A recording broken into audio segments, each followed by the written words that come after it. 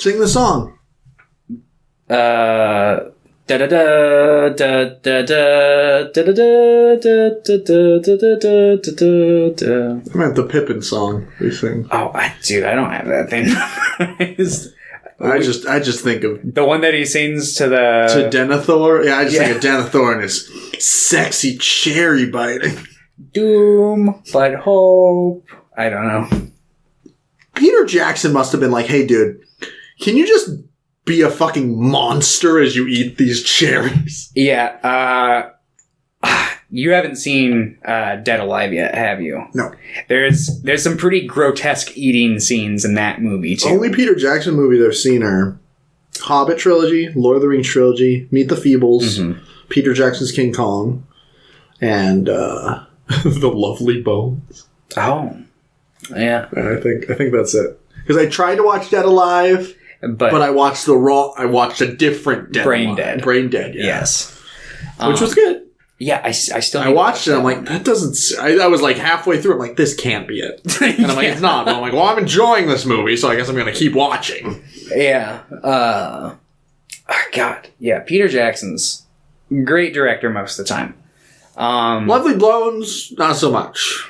It seems like after King Kong, it seems like he just kind of like, now when he does stuff, it seems more of like less passion project and more of a, like a directorial or like a director obligation kind of thing, like the Hobbit trilogy, or I maybe he had passion for the Lovely Bones. From what I hear, it's not a great adaptation. Was the Lovely Bones before King Kong? I think it might have been before. Was it? I thought it was after. I thought that came out like 2007, like 8-ish, 7-ish. No, you're right. It came out 2009. Yeah. I don't know why. I think I got the days switched in my brain. Well, I think after the Hobbit trilogy, I think he's really been like doing more things that he cares about. Yeah, he did he does like the World War I documentary. Yeah. And I've heard, he did the new Beatles documentary that's like 8 hours or whatever. And I know he was like really, really into that. Yeah, I've heard pretty good things about that. Yeah, it's just like, I don't care that much about the Beatles. And I'm like, do I want to devote 8 hours to watch this? And I mean, like, I probably will sometime, but it's just like, not today. Like, I will probably work my way through Bad Taste and Brain Dead and Heavenly Creatures and Frighteners. The Frighteners, yes. And then once I go through the rest of his filmography, then I'll watch his Beatles movie. Mm-hmm. Fair enough. But yeah, hey everybody, welcome to Screen Weens. This is episode 135,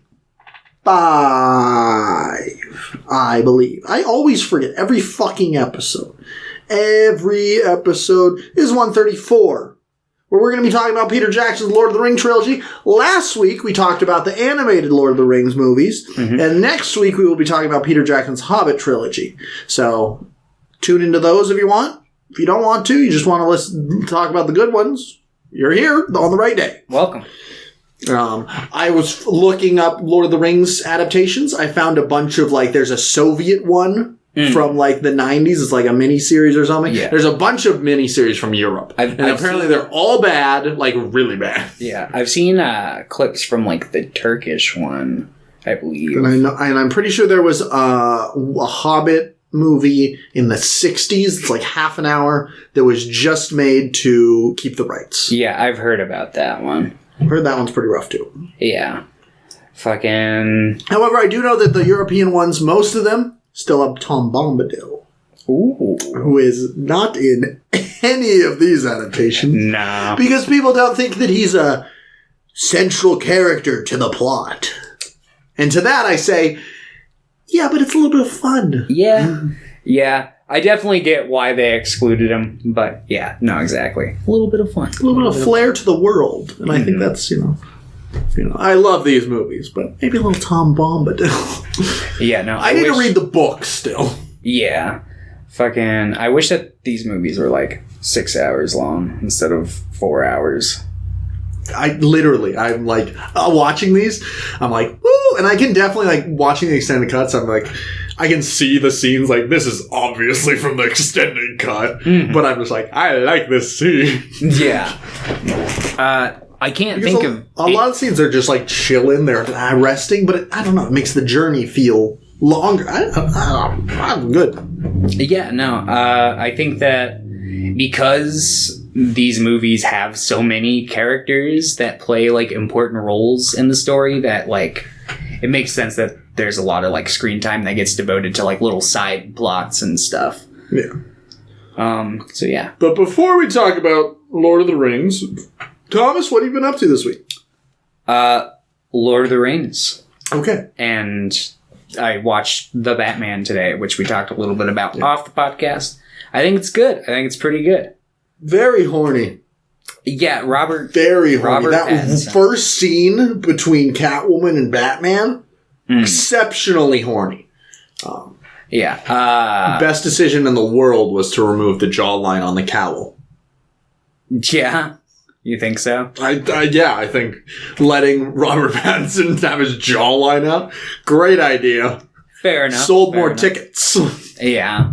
it left me wondering the whole time. I'm like, how has nobody pieced this together? I'm just like, it's him. Especially since he's so brooding when he's Bruce Wayne, too. It's like, how do they not see this? No, because everyone in Gotham's dumb. True. Everyone's too busy, like, killing each other, or, like, giving each other bribes. But yeah, pretty good. Quite liked it. Probably, like, top 5 superhero movies. I know I don't say that with much enthusiasm, but, like... It's because Thomas doesn't care much for superheroes.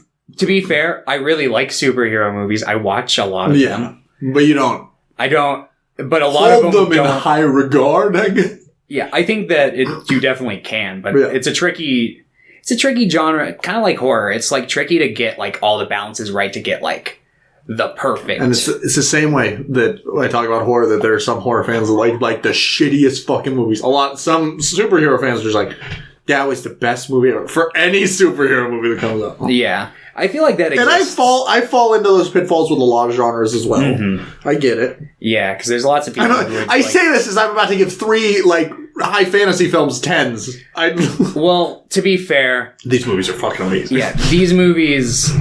We'll talk about how great they are and why I think that they're so great. But yeah, they're just like kind of the perfect balance. Like there's fucking fantasy, there's like they're just well-made movies, but kind of like Sam Raimi's Spider-Man, like the fact that they're directed by like a low-budget horror director kind of makes it so that there's like lots of really unique creative choices that go into it, and sometimes just like really weird funny stuff, and also sometimes just horrifying scenes for no reason. Yeah, it really just is so well balanced, and like there are points where it's like, oh yeah, it's a horror movie. Oh, it's a comedy. Oh, it's a fucking like war tragedy. Literally. And it's just like, yeah, it's just so good. It's got like a little bit of everything for everyone. And yeah, fucking Lord of the Rings. Great shit. All right. Well made. My week, I got my tooth removed. Ooh. Feeling much better now. Well, that's good. A little depressed because I lost a tooth. I'm like, fuck, what did I do with my life? But I watched a couple movies. I watched After Yang, which is one I'd been wanting to watch for a while. That's the one. Colin Farrell's in that. He has like a Chinese daughter that he like adopted with his wife, and they, in this like dystopian future, they have like androids that you can buy that are supposed to be Chinese, that will like, they'll be like a sibling to this adoptive this child that you adopted, and they'll teach them about China, and it'll be good for them. So it's a really interesting premise, and it was pretty dang good. It's about the robot pretty much shutting down, and Colin Farrell having to come to terms with like, oh, no, I really cared about this guy. And, was this guy like a person? Like, are androids people? So there's a lot of that. It's pretty understated in these questions. Like, they ask them, but never really answer them, which I think is fine for what the movie's going for. The director, Kogo Nada, he did a movie called Columbus that I talked briefly about on the podcast probably like a year ago now. Yeah, something like it. No, 2 years ago now. Jesus. So, Oh, wow. But that movie was incredible. I fucking loved it. So I was really, really excited for this one. And I don't think this one is as good as that movie, but I really liked it. And it's very, very pretty. Then I was scrolling through some of my favorite films, and I'm like, oh, I haven't watched this movie in a while. So I rewatched a Serbian film. Oh. And I loved it just as much as I always do. But nobody wants to hear me talk about a Serbian film because I'm a psychopath that likes that movie. So we're going to pass by that. And then I watched a bunch of new movies as well. Because I'm like, I haven't watched a lot of movies like from last year and this year. So I watched a movie called Ride the Eagle, which Jake Johnson's in it. He's the main character, and he wrote the script for it. It's about a guy who was like estranged from his mother. She like left him really early in his life, and then she tried to like go back into his life, and he didn't want anything to do with her. She dies. She leaves him her cabin, but on the conditions that like he watches a bunch of videos with her and like follows some tasks. And she's like trying to redeem herself from beyond the grave. I like the premise. There's some interesting stuff. I like the like setting of it. It's like a cute little cabin, and some of the movies like pretty genuine in what it does, but it was okay. It's definitely a pretty rough script. I don't know if it's Jake Johnson is super like good at writing. I don't know if he's written before for like movies, but I like his charisma enough in it to like make the movie watchable, but like already it's been like 4 days and I'm like, I don't fucking remember most of that movie. J.K. Simmons is in it. Oh. I don't really like his character in it though. And Susan Sarandon plays his mom. So, and then I watched a movie called No Exit, which is on Hulu.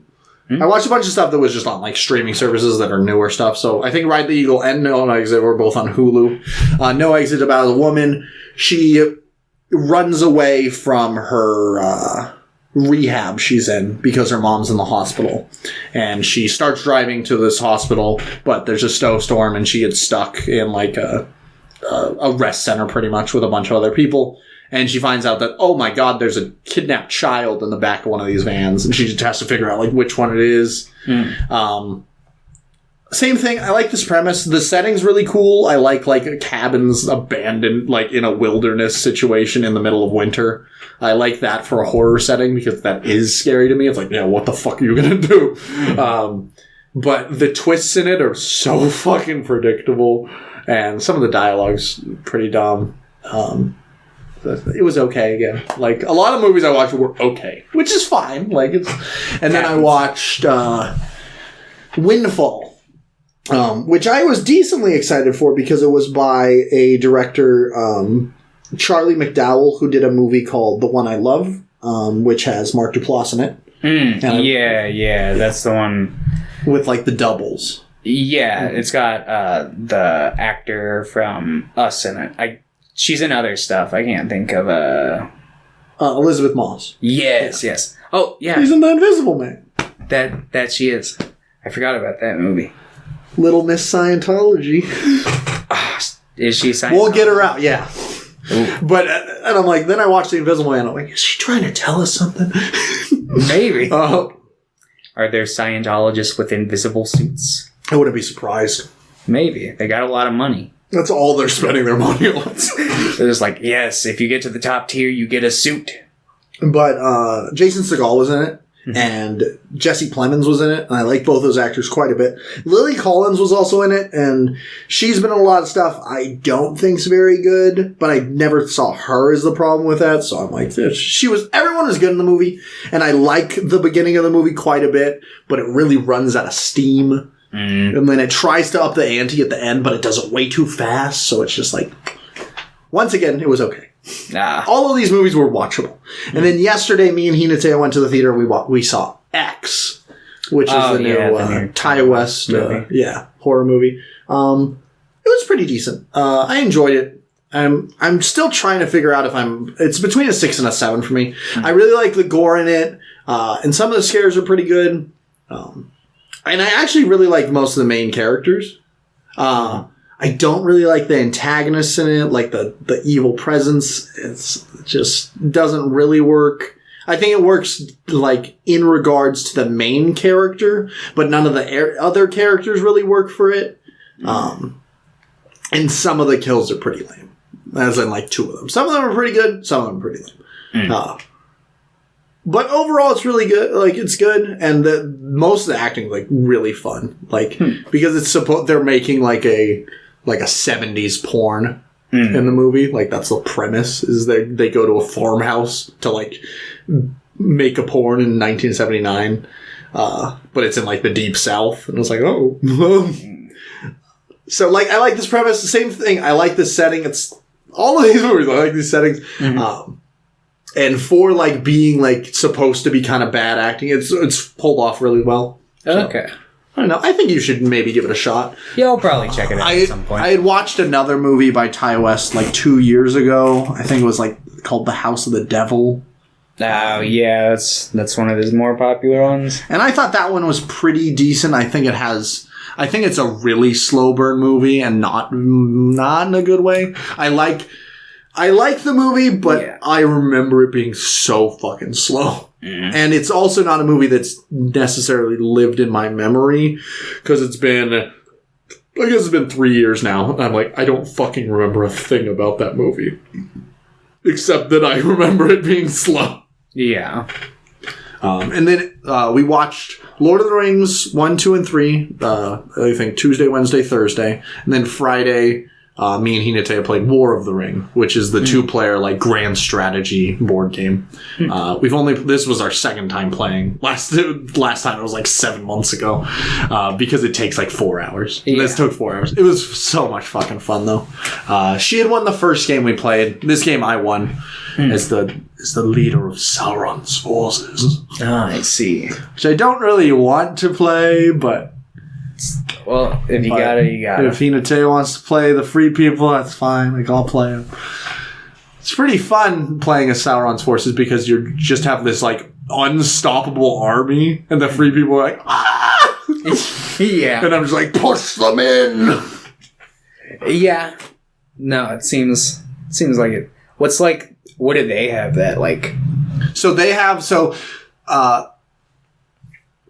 You win the game by either corrupting the ring bearers or by, if you're Sauron's force, corrupting ring bearers or overrunning enough cities to get points, because each city you capture is worth either 1 or 2 points, and you have to get to 10. The free people, which are made up of the dwarves, the elves, the north, Rohan, and Gondor. So you have a bunch of different types of units, which all pretty much do the same thing, but they're fun little figures, so it's fine. No, but they only have to capture cities that up to 4 points. But they're all like really in. They're just like Isengard's out, kind of in the center of the map, but the rest of them are like, oh, in Mordor, pretty much. So it's like, well, I could just push into this insurmountable odds to try to get them, but that's probably not going to work. Or you have to so you only have to get 4 points, or you have to get the ring bearers into Mordor and throw the ring into the crack of doom, which is what Hinata did in the last game. That game was so cool, that first game, because it was literally like, I was going to win the first action of the next turn. Oh, yeah. It was that close. And she had, the way that the ring works is every step on Mount Doom, you have to like put your hand into a bag and pull out this like corruption tile. And I think she was at 11. And I knew in that bag there was a 0 corruption and there were 2 1s or something. So she had a 1/3 chance of surviving and winning. And she hit it. So it was like, even though I lost, it was like, that was amazing! Yeah. Kind of like the movie where it's like, oh fuck, just really scraping by. So, that game was amazing. I'm hoping to play it like this next weekend as well. Because now that it definitely shouldn't necessarily take 4 hours. I think now that we remember how to play, it'll probably take us like 2.5. Which I think I like board games. I like, especially like 2-player board games where you can sit down and play for a couple hours. I think that's a lot of fun. But yeah, that's what I did this week. Let's talk about Lord of the Rings! Fellowship of the Ring. Yes. It's really good. Yeah. So, yeah, this kick starts off the journey. Yeah. We follow Bilbo Baggins after... Well, that's who the book starts off with, you know. Sure, he's writing a book. He's writing a book. I guess technically we get a little bit of, like, some, like, Silmarillion lore where it's, you know, we learn about the original fall of Sauron. It's so entertaining. I don't usually like lore dumps and things, but sometimes when they're done well, I'm like, this is the best shit I've ever seen. And in this, I'm like, this is the best shit I've ever seen. Well, I feel like a lot of, like, fantasy lore dumps are typically, like, given through text. Whereas, like, this movie is just like, nah, we'll show you. We'll just, like, give you visuals along with it. And it really works because they really go ham with it. And yeah, fucking, we basically just learn that, like, he cut off the Ring of Power, the sword broke, Isildur, is that his name? Yeah. Who is an ancestor to Aragorn. But yeah, basically, he was supposed to destroy the ring after that, but he kept it because he is, you know, corrupted by it. And then he gets killed. And it floats away in a river where it's found by Gollum. Like 2,000 years later or some shit. Yeah. And Gollum holds on to it for 500 years. Yep. And then eventually... He just fucking drops it. Eventually Bilbo comes along and picks it up and then keeps it. And that's where we pick up is his 111th birthday. 111th birthday! And yeah, the ring has prolonged his life. But also kind of worn him thin. Do they call it the 11st birthday? 11th! Yeah. Fucking, what's it called? There's something else I wanted to mention around this point. I forget what it was, though. Anyway. Yeah, so it's his birthday. Oh, I remember what it was. To me, the Hobbit trilogy officially takes place in a separate, like, continuity. Because we see what young Bilbo looks like when he picks up the ring in this version. And it's not Martin Freeman. And yeah. Yeah, Martin Freeman's hotter than that guy. Yeah. True. But anyway. So to me, I just keep them in two separate, like, continuities. So yeah. Anyway. Yeah, it's Bilbo's birthday, and he's planning on leaving. Gandalf shows up, and it turns out that he's got a little nephew named Frodo. And Bilbo does. Bilbo, yeah, not Gandalf. And he's like the only family member that he's kind of concerned about leaving, because he's like, yeah, they've grown fond of each other. But he's like, yeah, I gotta go. So he, like, gives a speech, and then he just puts on the ring in front of the Shire and disappears, and everyone's like, what the fuck? Then Gandalf confronts him and basically forces him to leave the ring behind him. Frodo. So he does, and Gandalf doesn't know what the ring is, he just suspects. Yeah, he just knows it's a magic ring, and he's like, no matter what magic ring you have, don't fucking put it on. Yeah, it's like, don't fuck with it. Yeah, he's basically just like, leave it behind. And then he, like, goes and he studies it. He's like, you know, keep it secret, keep it safe. Which in the book, he's gone for like 17 years. And in this, it feels like, oh, maybe he's gone a couple months or something. Yeah, it doesn't seem very long in this. But he comes back and he tells... Where is it? Is it secret? Is it safe? But yeah, he goes up. I forgot how many memes were in Fellowship. As I was watching, I'm like, there's a meme. There's a meme. There's a meme. And they're not, like, relevant memes anymore. They're, like, old school memes. Like, one does not simply walk into mortar. Yeah, and it's just... I'm like, holy shit, I feel like I'm in Hot Topic right now. Right. But, yeah. Or like that one this is more of a newer meme, at least in the last couple of years. But when it's like, Frodo's like in the white void, and you just see Elrond's face show up. Oh, yeah. That fucking image is so funny. Yeah.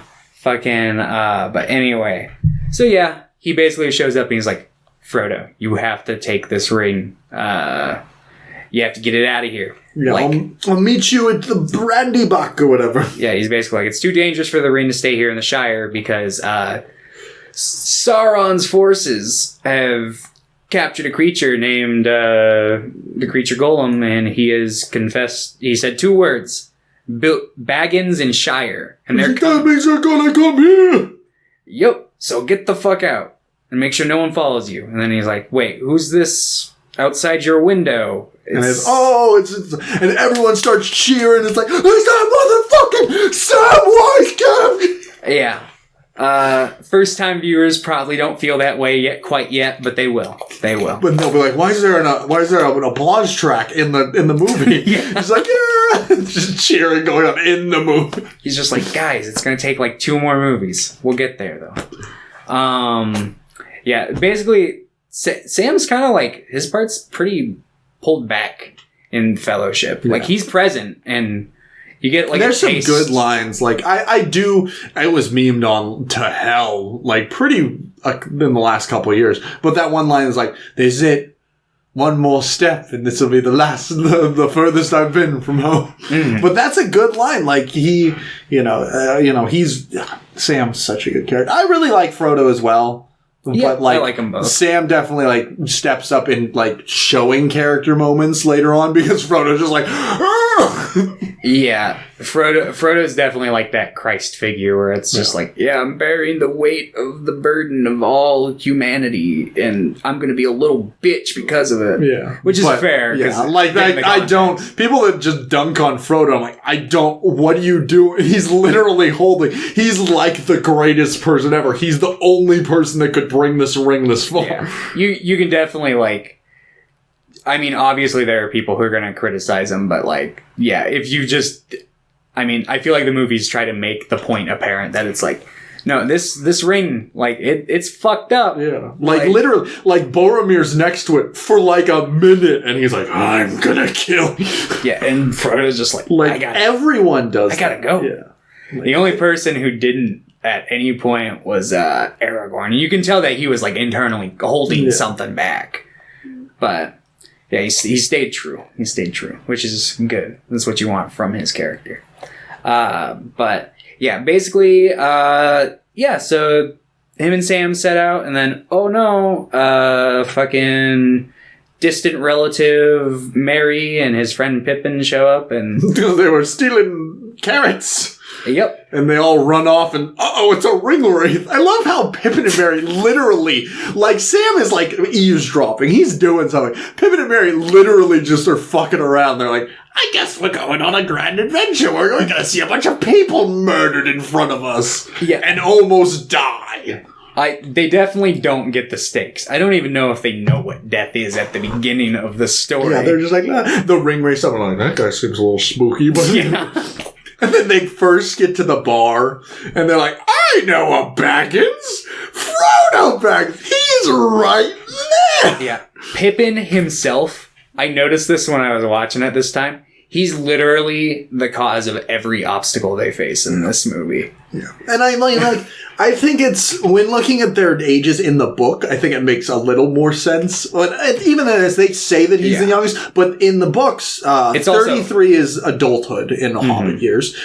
Bilbo's 51 in the books. I think Sam is like 37. I think Merry's like 35. Pippin's only 27. Pippin's literally like, he's like 16 years old. Mm-hmm. Also in the books, he doesn't cause Frodo's like ring revelation in the bar scene. Oh, okay. Because in the book, Frodo's doing a little dance. And he slips and he falls and the ring falls on his finger. And it's like, yep, okay. He's like, you can't dance, dude. Yeah. The ring's gonna get you. You probably shouldn't get involved in any songs. But yeah, so that happens and then Strider reveals himself and he's basically like, don't fucking do that again. Yeah, he's like, you're fucked up. I know who you are. I've got this. Or no, it's the book where he has a letter from Gandalf, but he's like, we don't know where Gandalf is. We need to go to, it's Rivendell, right? I think they're going to Rivendell. Yeah, because, are they going straight to Rivendell? Or do they need to stop at Rivendell because... No, I think the plan originally was still to go to Rivendell. Yeah, the plan was originally to go to Rivendell. They end up stopping... the ruins or whatever. Yeah. Getting wrecked. And then they're like, we gotta get to Rivendell right now. And Sam is like, it's 3 days ride. Mm-hmm. And then Arwen's just like, guys, don't worry. I was hiding in the forest. I'm right here. Yep. I will take you. Yeah. Frodo gets stabbed by a Ring Wraith by an evil sword that is slowly turning him into a Ring Wraith. And then, the only thing that can stop this is elf magic. Yep. So Arwen shows up and rides him over, and Elrond takes care of him. Yeah. And they wake up and everyone's like, it's me, I'm back. And they're like, we missed you. Gandalf is there, who had been going to seek counsel from his good Count friend Dooku. Saruman the White. The first mistake right there. Anyway, but and then it turns out, oh no, Saruman's fallen under the evil power of Sauron. Mighty ring. Yep. So he's evil now. And he's just like, see, I always struggled to process whether it was him turning evil, because he's just I realize it's fucked. And it's I might as well just turn over to fucking Sauron's side. Or if it's more Sauron just kind of corrupted him. I'm leaning towards Sauron corrupted him, because he is just such a villain. He's so evil. Yeah, it's I have a hard time believing. I'm going to destroy the world to make everything industrialized to make my genetically engineered Urukai. Yeah, it's fucking, he's just so fucking cartoonishly evil. I have a hard time imagining this character ever being good. That was something that I struggled with in the Hobbit trilogy, because they try to show that angle, and I'm just he looks so evil. Yeah, he's still kind of, and even the way he acts in the Hobbit trilogy, he's just I'm gonna be evil soon. Yeah. But I do think that it probably is just long-time corruption, because he's just sitting in Isengard, which is still pretty close to Mordor in the grand scheme of things. And he's just kind of sitting here, slowly being corrupted for a long-ass fucking time with my magic orb. Yep. Yeah, that makes sense, especially since that gives him a gateway into Sauron invading his mind. But they get to Rivendell. Gandalf escapes from the top of the tower by calling his bird friend. Yep.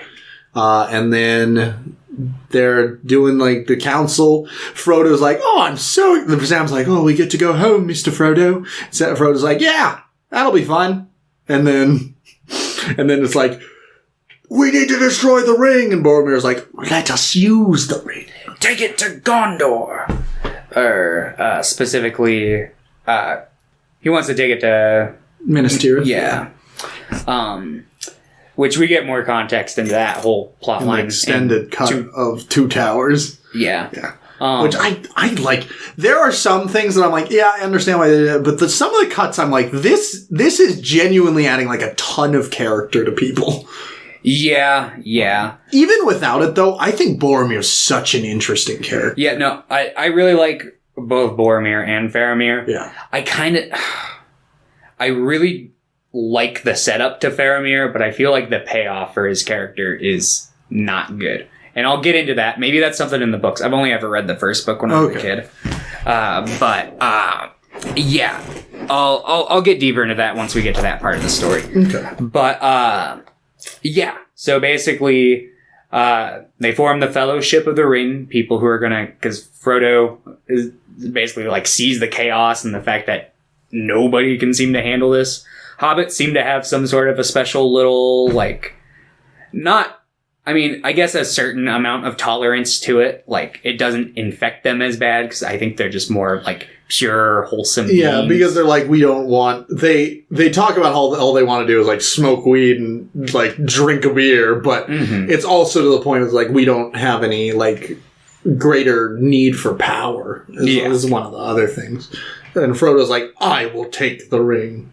And this scene that I spoke about it. Yeah, Gandalf's sad face. Yeah, that's such a powerful face to me. Ian McKellen's so fucking good as Gandalf, in my opinion. Holy shit. Yeah. Yeah, honestly, I think all of the casting is pretty fucking great. Yeah. Pretty top tier. But it's just imagine if we had this year. Aragorn would be played by Chris Pratt. But I do think, like, you know, there were some interesting cast decisions in this. But if Lord of the Rings was made this year, like, there would just be big names. And I think that is an issue. Like, that is something that's pretty rough on some of the modern blockbusters now, is you just seeing the same people. You're not seeing those risks. Yeah, and it makes it really hard to connect with characters oftentimes. Because it's like, oh, that's Mark Wahlberg. Remember when he beat up a Vietnamese man? Yeah, or even if it's someone who's not terrible. Yeah, it's like, oh, it's Tom Holland. It's like, I'm so used to your cadence and acting. Yeah. And, like, there are some actors who can still, like, do transformative performances, but, like, even, like, some really talented actors, you just see, like, strung out because they've been in so many movies. Like, Brad Pitt's, like, a good example of that. He's a great actor. He's got, like, pretty good range, but also he's been in, like, a million fucking movies. Yeah. So it's like, after a while, Brad Pitt. You've seen, like, as far as he can stretch. And it's also something that, even if he's really good in a movie and it's like a transformative work for him, it still takes a while to get used to that character of him playing it. Mm-hmm. Yeah, no, definitely. That's why it was so funny to see Colin Farrell in the Batman, though, because he's so... that doesn't look like him. It honestly, the makawk in that's really good, like, too. It's not going to happen, but I would totally be down for that to win, like, an award at the Oscars for that, because it looks incredible. Yeah, it should win, like, a makeup award at the very least. Because not only does it, like, look completely different from him, but it also looks pretty natural. Like, that looks like a guy. That looks like a person. Like, aside from, like, the scars, like, you could tell, like, I couldn't tell that it was makeup. Mm-hmm. And the fact that they deadass made Colin Farrell look like an old, wrinkly Robert De Niro. And he also is really good in that role. I know we're not talking about the Batman right now, but I like the Batman. I also like these movies, though. But yeah, back to this. So yeah, Frodo volunteers to take the ring, and then the movie cuts. At least if you're watching this physically, which I actually think this is a really fun way to cut the movie. I think it works because I did watch them physically. Okay. I thought it worked very well for this, and I think Two Towers, but the cut that they made in Return of the King, I was like, Return of the King, in my opinion, just doesn't have many areas that it would be a good place to cut, though. So I'm just like, they're probably just like, oh, fuck it right there. Like, they literally, like, we're 2 hours and 10 minutes in, we gotta cut it. All right. Yeah. But yeah, this one is like, you will be the Fellowship of the Ring. And then it hard cuts, and it's like, continued on disc 2. And I'm like, ooh. Yeah. Fucking, I hope that they do, like, a 4K extension, though, in the future. That way I don't have to switch discs because I'm lazy. Yeah. Honestly, they probably could have done it on... Yeah, these were Blu-ray discs. Yeah. I'm like, what the fuck? You have the... Yeah, it's like... Because all that's on there is the movie and a commentary track. Yeah, I literally have the entire Scenes from a Marriage on one Blu-ray disc. That's way longer than... and there's, like, no special features on them or anything. The Fellowship had, like, one special feature that was the MTV, like, movie awards skit with Jack Black, where he's like, yeah, I pierced the ring on my cock. And it's like, it's great. The one that I have, the version, each movie has 5 discs to it because it's the first 2. Yeah, you have that same one. Is it the one that opens up and it's got like the 3 like black case, and it's like comes with like the 2 appendix, and then the behind the scenes? Like yeah. Which I've heard really good things about those behind the scenes movies. Yeah, I was originally planning on watching. Me too. A lot of them, but I think I'm gonna pre-Hobbit. I'm gonna watch all the like. I don't know about all of them, because there's a lot of documentaries on that. So many. Like, I was like, oh, damn, when I look, because I was like, I can go through all the supplementary material, and then I realized, I'm like, holy fuck, this is going to be longer than watching the trilogies themselves. Yeah. So maybe not, but I think I'm going to at least watch the behind the scenes for all of them, and then do the same with the Hobbits when I get to those, because I've got... For when we do get to the Hobbits, I bought the fucking set with the extended cuts. Because why the fuck not? Might as well. since they're all pretty fucking stretched out in the first place. Jesus. So it's like, how long are the extended cuts? I have no idea. But I'm going to find out. But I'm going to pregame. How do you extend those? I don't know. But they did. I'm going to pregame, though. Because I downloaded a fan edit. Yeah, that's the one that's like, what is it, like 3.5 hours or something? It's like 4 hours. 4 hours, long. Yeah. So it's like, okay, this is going to be hopefully perfect, and I'll watch it, and it'll get me super excited, and then I'll just watch the fucking extended cuts of all 3, and then I'll be fucking sad and miserable because I will have just watched a brisk, better version of it right before. But yeah, anyway, Frodo volunteers. I feel like I picked up here like 9 times. Frodo volunteers, and yeah, the Fellowship forms, and then they start their journey. They go through. They get some they meet some fucking what's it called? Oh no, that's different. Never mind. They go through, and they have to go through some mines. And Jimmy's like, we're gonna go hang out with my cousin, and then everyone's dead in the mines. You're like, oh no. And yeah, Gandalf dies. Fucking Pippin knocks a helmet into a well, and it launches off like the ultimate, just like one after the other. Like there's just an army of like goblins that come out with a giant like troll or ogre, and then eventually, like after they like deal with that, then they're surrounded by like thousands. Yeah, and then all of them are scared off. They're like, "Oh, that's good." And then there's like fucking run because a Balrog's right there. And Gandalf the whole time he knows what's down there. He's just hoping they don't run into it, and he's like, "Oh fuck!" He's like, "You guys cannot handle this," because like in the power scheme. Like, the Balrog is, like, pretty much on par with, like, what Gandalf is, because Gandalf's, like, a Maiar, which is, like, basically there's Eru, the one who is God, then there's the his children, which are, fucking, basically, like, a bunch of them come down to Earth, and those are the, so... Angels are Ainur. Yeah, and then the like lesser angels are the Maya, right? Yeah, basically they come because like the specific ones that come down to Earth have like a different name, which is the Valar. And that's where you get like Manwë, and like the original Dark Lord Melkor, who eventually becomes Morgoth, dubbed by the elves. I did a little bit of lore digging, like Me not too. too long There's ago. also a TikTok account I found who's like, he's great. He's taught me a lot. And I was just like, he was talking about the extended family of everyone. We're like, oh, cool. It was like, oh, cool. Elrond has a twin brother named Elros, who was the first, like, who also chose to be human like Arwen did. And he was actually became a Númenórean. And he was a direct descendant of Aragorn, which makes Aragorn and Arwen first cousins 60th times removed. Oh. And I'm like, what the fuck? Yeah, no. I haven't read through it, but like, I own like a bunch of like just Middle Earth books that like, I started reading the Silmarillion. I'm like, I got like 2 chapters in when I last tried to read it, which is a little bit further than I got last time. So next time you'll get 3. Hopefully. I really like it. It's just like really dense.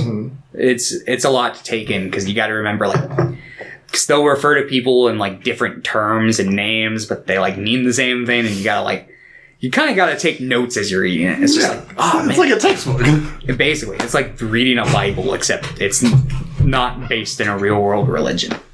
Which makes me enjoy it like 1,000 times more, because I'm like, yeah, people didn't die for Middle Earth. Hooray! A lot of people died from Middle Earth. Well, yes. But yeah, also like the fucking the swamps that they like go through in the 2 towers, like fucking like Legolas's like grandfather like was like a big figure in one of the wars that took place there. There's a lot of like dense shit that happens. The song that Aragorn sings, Baratheon and Luthien. That's like one of the big stories that he wrote, and it's like actually a book that's not in the Silmarillion. It's in the Silmarillion too, but like it's its own external book that he wrote, and it's like, I guess, like the essential like love story of Middle Earth, and it's like a tragedy. And like to the point where like J.R.R. Tolkien and his wife literally have that like on their tombstones, like Baratheon and Luthien.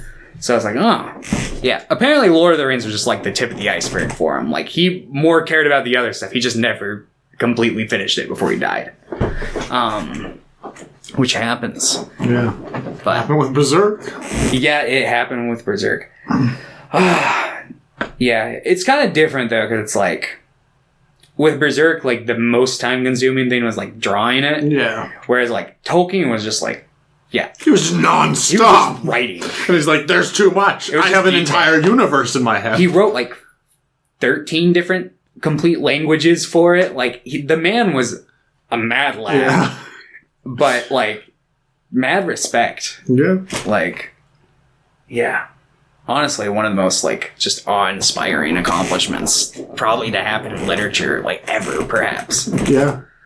Because it's like, this one guy literally just created an entire fucking very detailed Earth. Yeah. And it's just like, damn. But anyway. But yeah, Gandalf dies.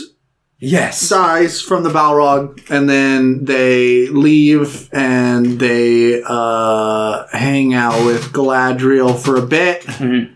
And then she gives them all gifts. Yeah, Gimli gets some hair, which I learned the origin of the hair.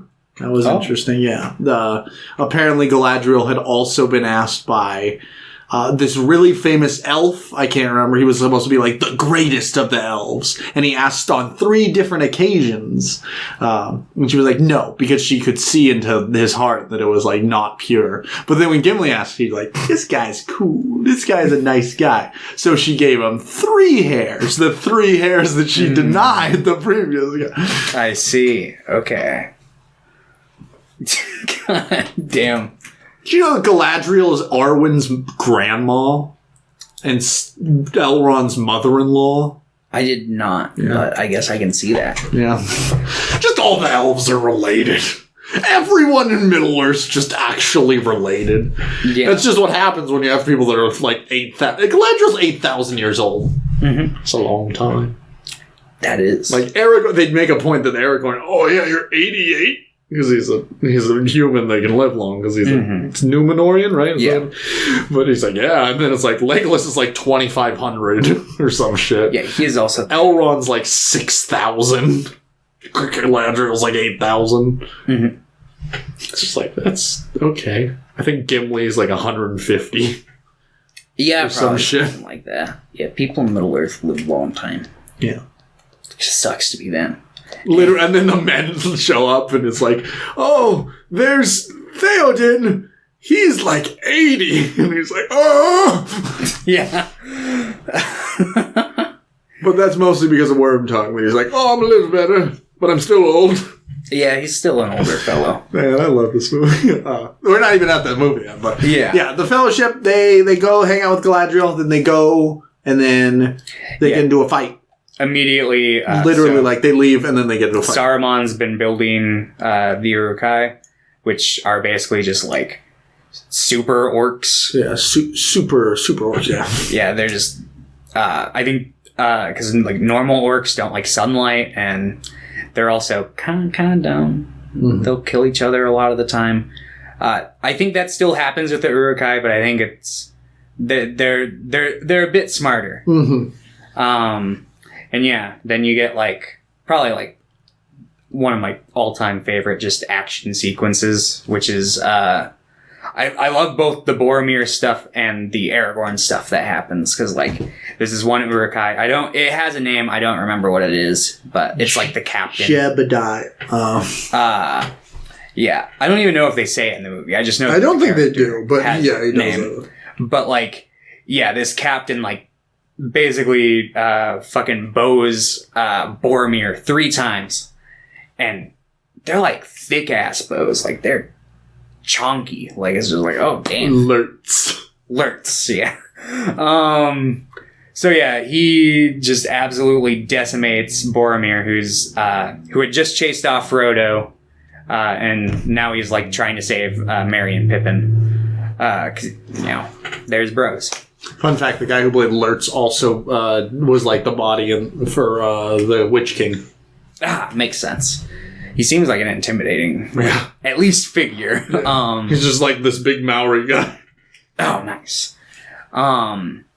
But yeah, so basically, Aragorn shows up right before he was about to like just finish off Boromir, and we get the iconic real knife toss that happened.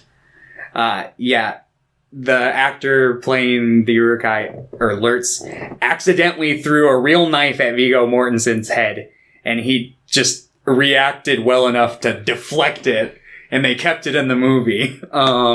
There's so many things about these movies that are like, oh, that could have been bad. Oh. Yeah, low budget filmmaker, given big budget, things probably gonna happen, but he also broke his foot in the Two Towers. Yeah, we literally we were watching this, like three of us were, as he did that, we're like, because that's such a problem. We're like, did you know? That when he kicks the helmet. Yeah, everybody knows it, but it's one of those things that it's just like, if you don't say it, people are gonna be like, did you? Like, people are gonna say it. And then John Rhys Darby, whenever he has a fight scene, he didn't do any of the choreography. They're like, okay, we're going to start going. Don't hit too hard. He just do the choreography. He would just start swinging at them with the axe. He'd be like, no, I got this. It's like, oh. It seems pretty in character. Yeah. But yeah. So Boromir dies, saving Merry and Pippin. Then they give him a Viking funeral. Yeah, and meanwhile, Frodo and Sam are like, we gotta get the fuck out of here. Well, Frodo's like, I gotta get the fuck out of here. These guys, they don't deserve this, and also they're gonna be corrupted. This is just not a good idea. So I'm going off on my own. And then Sam's like, Mr. Frodo! He's like, I will fucking drown myself if you don't let me go with you. He's like, I'm coming with you. He's like, no, I have to go alone. Stop, you can't swim. He's like, I'm gonna keep going. Yeah, so he's literally like down there, and his eyes start to roll back into his skull, and then Frodo pulls him up. He's like, I need to go alone. He's like, I know, but I'm coming with you. And then, they set off on their journey. And Aragorn, Legolas, and Gimli are like, we should go get Merry and Pippin. Yeah, they're like, all right, the Fellowship is severed for now, but we're not completely hopeless. So, I guess Zach's is a good intermission point where we can give our scores. Well, is there anything else you want to talk about this movie? Like with Fellowship? Yeah. I mean, I've said in the past that this is my favorite one. Mm-hmm. Is that still probably the case, or? I honestly don't know. All three of them are like... Yeah, I would agree. And I already said what I'm going to give these movies, but I think I probably just like them in order of success. I like 1, 2, and 3. Like that, I like 3 is my favorite, and I think that's mostly just because I like end caps on stories more than like beginnings, and I think that Return of the King does so much with its runtime, and it's the longest, and it has 5 endings, and I'm just like, this is fucking amazing. Well, this movie I do also love. Yeah, I think I respect Fellowship because it's got, it's just such a great start. Mm-hmm. I agree. Starting off on the right foot is something that I find that a lot of things don't do. A lot of the time when I start a big fantasy epic, a lot of the time I'm kind of trudging through the first part of it, just going all right, people tell me this gets good eventually, I'll sit through the setup. But the setup is just so great. Yeah. And none of it's boring. They stay in the Shire. You don't leave the Shire until 47 minutes in or something. Mm-hmm. But all the stuff is really interesting, and I love the characterization of hobbits, and I like the acting. And these scenes are great. So I'm just cool. And it's something to be said about the set design. The fucking hobbit holes are so fucking cool to look at. Yeah. And seeing Gandalf interact with something, I'm like, that's me. That's how I interact with the world. Turning around the corner, hitting your head on a beam. Yeah. And then Two Towers, probably has like some of my favorite moments throughout like the entire trilogy. Mm-hmm. I really love that one, and like how dark it gets, but just how like keen it is about like maintaining hope. Yeah. And then the third one, I think I primarily love it because that's the one that has like all the great Sam moments. That's true. Jesus Christ. That's the one where he really comes into like what makes Samwise Gamgee like one of the best fucking characters ever in fiction. Yeah. Yeah, and it's just like, oh man, yeah, it's so good, it's so good. So I have a really hard time picking out of the three now. Yeah, I don't know. Yeah. They're all three just so good. Is there any other things I want to talk about Fellowship? There's one line in Fellowship that and I don't actually know if this is it. I think this is an extended scene, but Aragorn talks to Frodo before he leaves, and he's like, "I know you're leaving." Like, I think that might be in the theatrical. Is it? Okay. Yeah, they always have that moment because it's a pretty big driving force for his character and his dad. I watch the extended scene cuts like every time because I just, if I'm gonna spend 3 hours watching a movie, I might as well spend 3.5 and get some scenes I really like. Yeah, he's just like, I would have followed you to the end of the earth. Yeah, like, but I get it. Yeah, and so good. Yeah, and like then Frodo sees Merry and Pippin, and then they're like, "He's leaving." He's like, "What are you doing?" And then they see him, and Merry and Pippin, like, even though they're like just these little hobbits, they're immediately like, "Hey, Bozo, over here, bitch!" So that Frodo can escape. Like, it's like this good-hearted nature of these characters. Like, they're all good. Boromir is so good because he's constantly being corrupted, but at the end of the day, he does make the right decision. He does like go out of his way to save these people. He dies saving these two like pretty much strangers that like he's talked to for like a week. Yeah, like he wrestled with them a little earlier in the movie, but that's like the most characterization you really see. Like, it's so nice to see Boromir because he is the most, like, realistic character. Like, Boromir, Faramir, like, a lot of the men, they're this is where, like, the realism set in. Because Aragorn is, like, the perfect man. He's, like, respectful and he saves everyone. He's just amazing and everything. And he's amazing to watch. But Boromir is, like, yeah, this is a guy who's struggling for his family, and he makes up good points. He's like, we're the people that are fucking dying, like, trying to stop Sauron. He's right fucking there. Our people are the ones that are suffering. We need this ring. Like, all his stuff makes sense. Obviously, you shouldn't give it to him, but, like, you get his characterization. You get his driving force. And, like, even before the extended cuts from, like, Two Towers, like, you get where he's coming from. Yeah. And I honestly wish that they had kind of explained his dynamic with Aragorn a little better in this movie. Because I feel like this movie doesn't really get the point across that, like, his position and, like, what he is in relation to Aragorn. Because, like, Aragorn being the true heir to Gondor, whereas, like, Boromir is the son to the steward of Gondor. So basically, like, the temp for the throne. Yeah. So, like, because that last speech is, like, really impactful. He's like, I would have followed you. Like, you would have been a great king, and you will be. And it's just, like, it really makes it, like, hit harder when you know the context. Yeah. And I think that actually, like, it's interesting because, like, watching that and not knowing that context and then watching the later movies, I think adds to it, like, after the fact, which I think is an interesting experience as well. Like, I can imagine if I remember that scene, like, I'm watching it in the theater for the first time and I go to see the next movie, I'm like, what? Yeah, it's one of those things where it's like, it kind of tears me. I feel the same way about, like, a lot of, like, how they depict, like, ace scenes in One Piece, where it's like, I really wish I had known this before. But, like, when you go back and, like, reread or rewatch some of the previous stuff, before, then it's like, oh, wow, okay. It makes it hit even more, which is kind of interesting. But I think it also works, like, having that come out in later movies, because it builds on this character that's already gone, and I think that's, I like that when movies do that, where you build on characters that are dead, or no longer present. I like that, too. It's one of the big driving forces of why I like Twin Peaks a whole lot. But yeah, What am I going to give this movie, Tom? You're gonna give it a 10. I am. And I'm trying to figure out what you're going to give these movies. Because I feel like they're probably all going to be the same rating. Yeah. But I don't think it's a 10 because you just reserve 10 so much.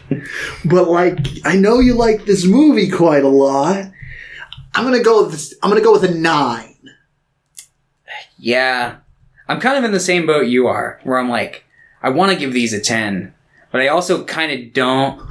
But no, I'm happy at them 10. I was like, yeah, fuck yeah. but I also give 10s pretty liberally. Like, maybe not as much as some people I know. They're like, every fucking movie's 10. I'm like, okay, calm down. But I like to keep my 10s pretty far and few between. That's fair. But yeah, honestly, if there's a trilogy that's well baked and thorough enough and deserves a 10, it's this, because like this is like the greatest trilogy ever made. I mean, you can make like a case for like a different style of film, like the Before trilogy, or like something or like that. The Human Condition trilogy, which I haven't seen, but like as of now, what I've seen is this one. Yeah, it's like, because like in terms of like capturing a lot of like the deep themes and heart of like cinema that you can like achieve, it's also just like a big blockbuster too. It's literally just like the best of that like movies have to offer. Yeah.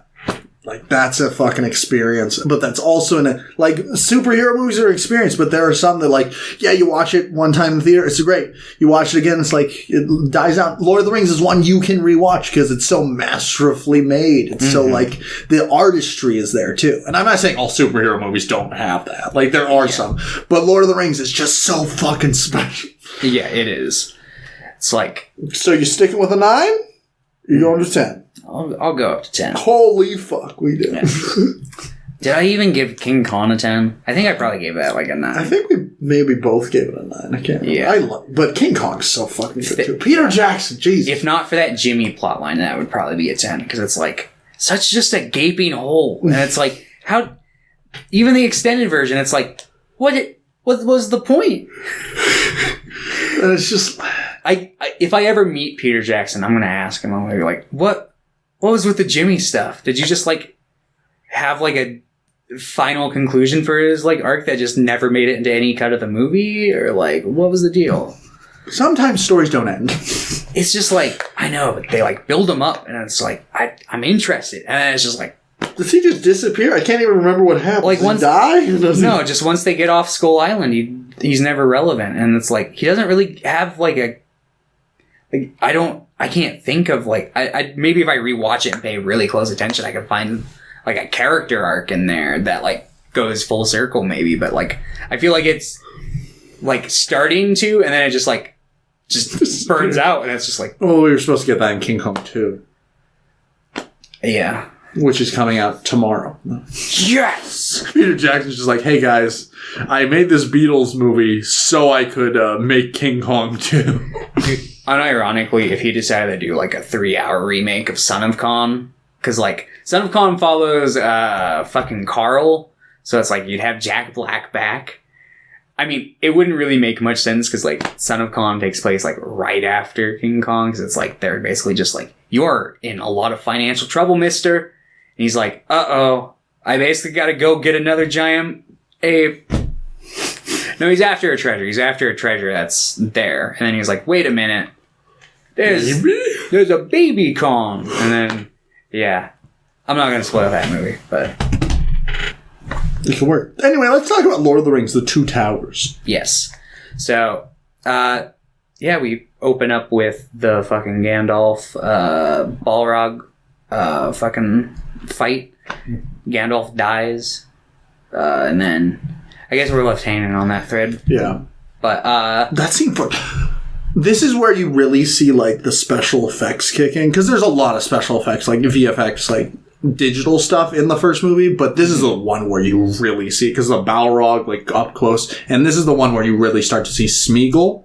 Yeah. And Smeagol, for being 20 years old, looks incredible. Yeah. Like, there's scenes where it's like, yeah, that's visual. But, like, the detailing, I think, looks insane. And I was specifically talking about, like, one thing that digital, like, characters don't get a lot is like the translucency of skin. And, like, there's some really fucking good stuff on Smeagol, especially, like, his neck. You can see, like, in his veins and stuff. Like, Smeagol looks fucking great. I remember I watched, like, a 20-minute video or some shit on Smeagol when he's just, like, playing in the water at one point, and he's trying to get a fish. And it's like, it's crazy because it's, like, because this is also pretty early in motion capture. So they take the whole guy out and then paint over it and then have to make the water. It's just, like...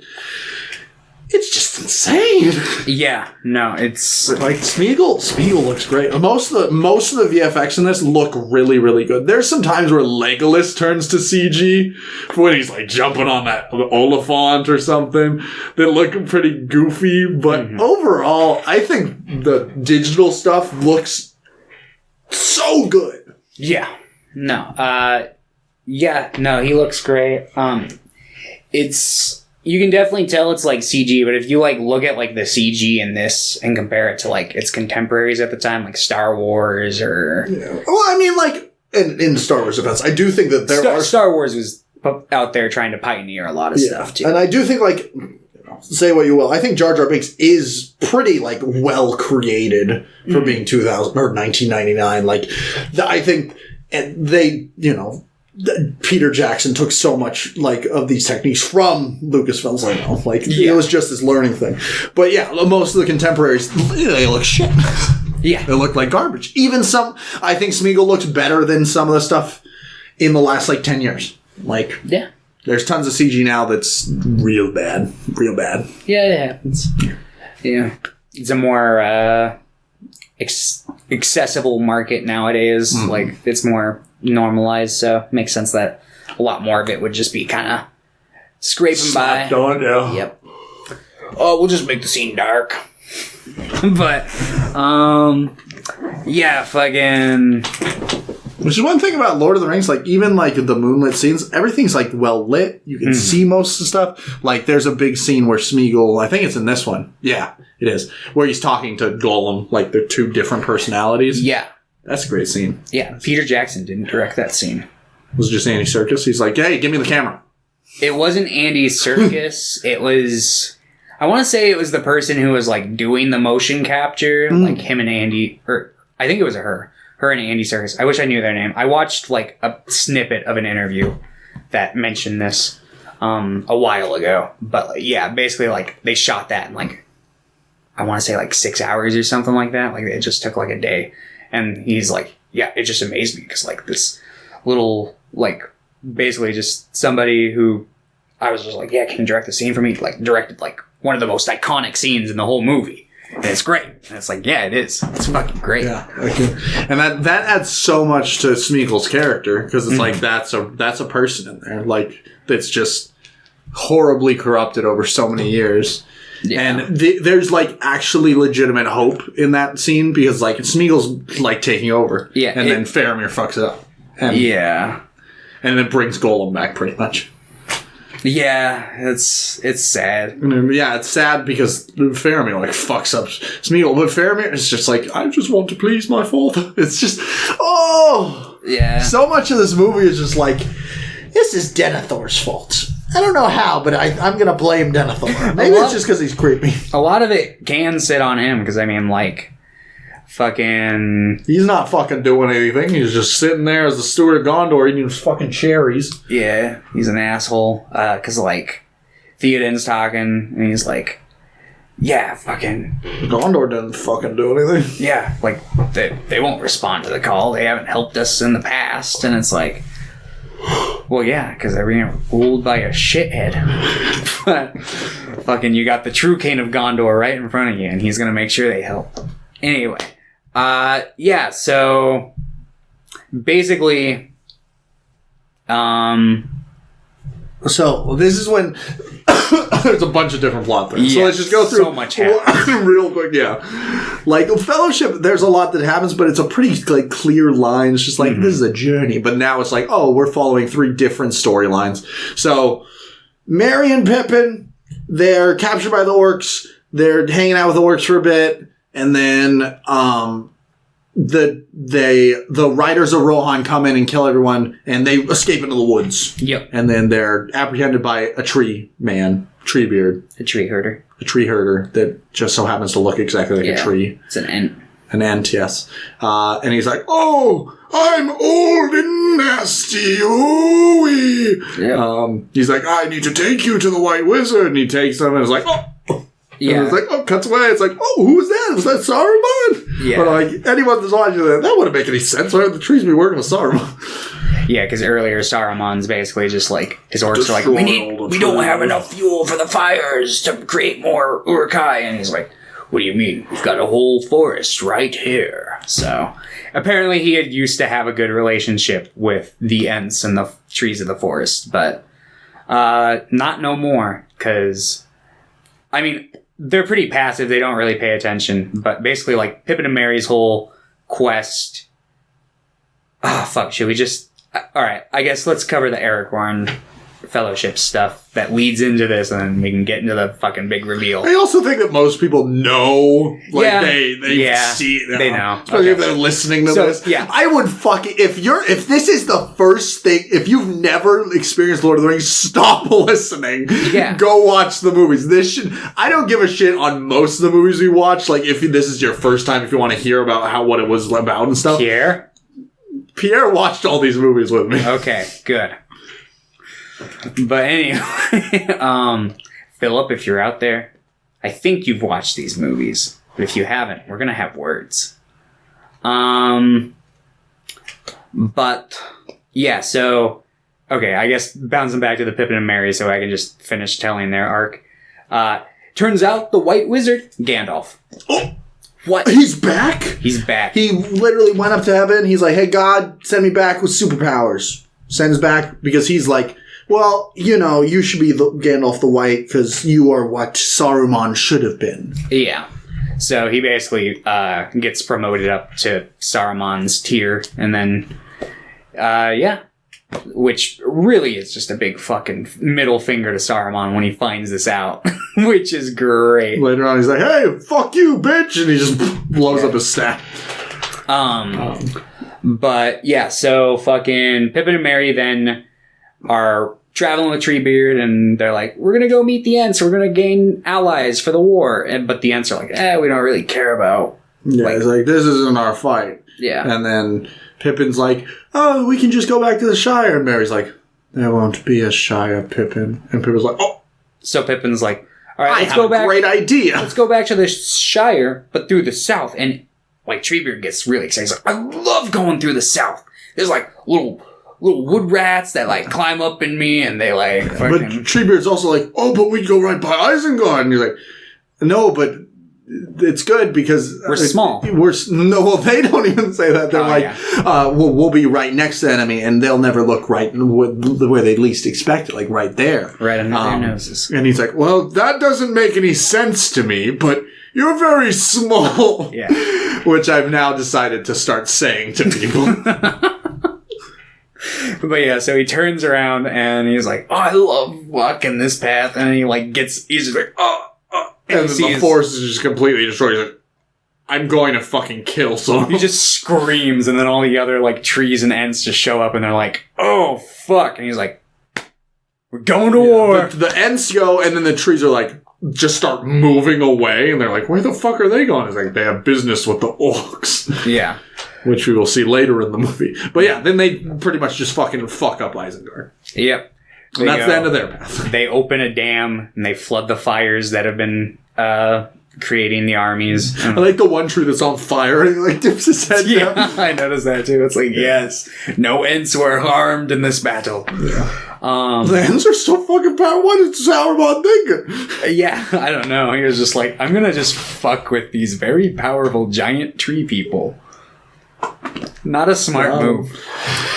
So yeah, they attack, and then he's just like up in his tower with a fucking worm tongue, who we will explain, I guess, in Aragorn and the Gimli. And we don't even see Saruman, and then we'll see him again at the beginning of the next movie. Yeah. So yeah, bouncing to Aragorn and their plotline, they're tracking down the orcs who took Merry and Pippin. They find the writers of Rohan, and they're like, have you seen orcs? He's like, yeah, we just fucking killed a shit ton of them. Yeah, no survivors. Like, Here's these horses. You can have them as a sign of good faith. All right. Yeah, good luck. So they go and they find one of their belts in the fire, and they're just like, no! And then the iconic toe break scene happens. And then he's like, cool.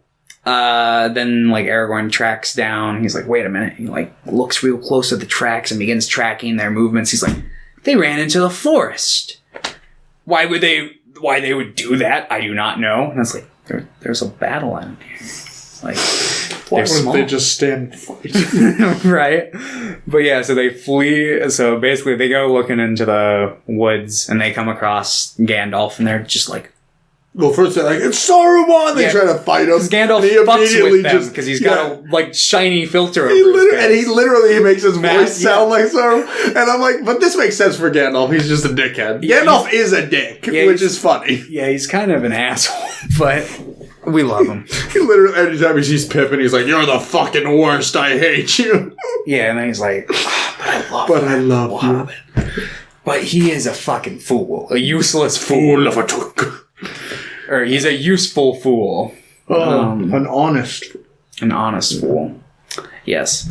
But yeah, so basically, he's like, yeah, don't worry about Merry and Pippin. They're fine. They're safer than you're about to be. Yeah. This way, and then he takes him to fucking... Theoden, Rohan. What is the city called? The town. I don't remember the name of this area. I just played War of the Ring. It has all the town. Come on. But yeah, they go to visit King Theoden, and he's been corrupted by Wormtongue and Saruman, and basically like to the point where like he's even like agreed to sentence his own son to death, which happens, and his son dies, and his niece Edoras. Yes. His niece, who is Arwen, she'll be important. Arwen, yeah. Yep. She can't get through to him. Nobody can.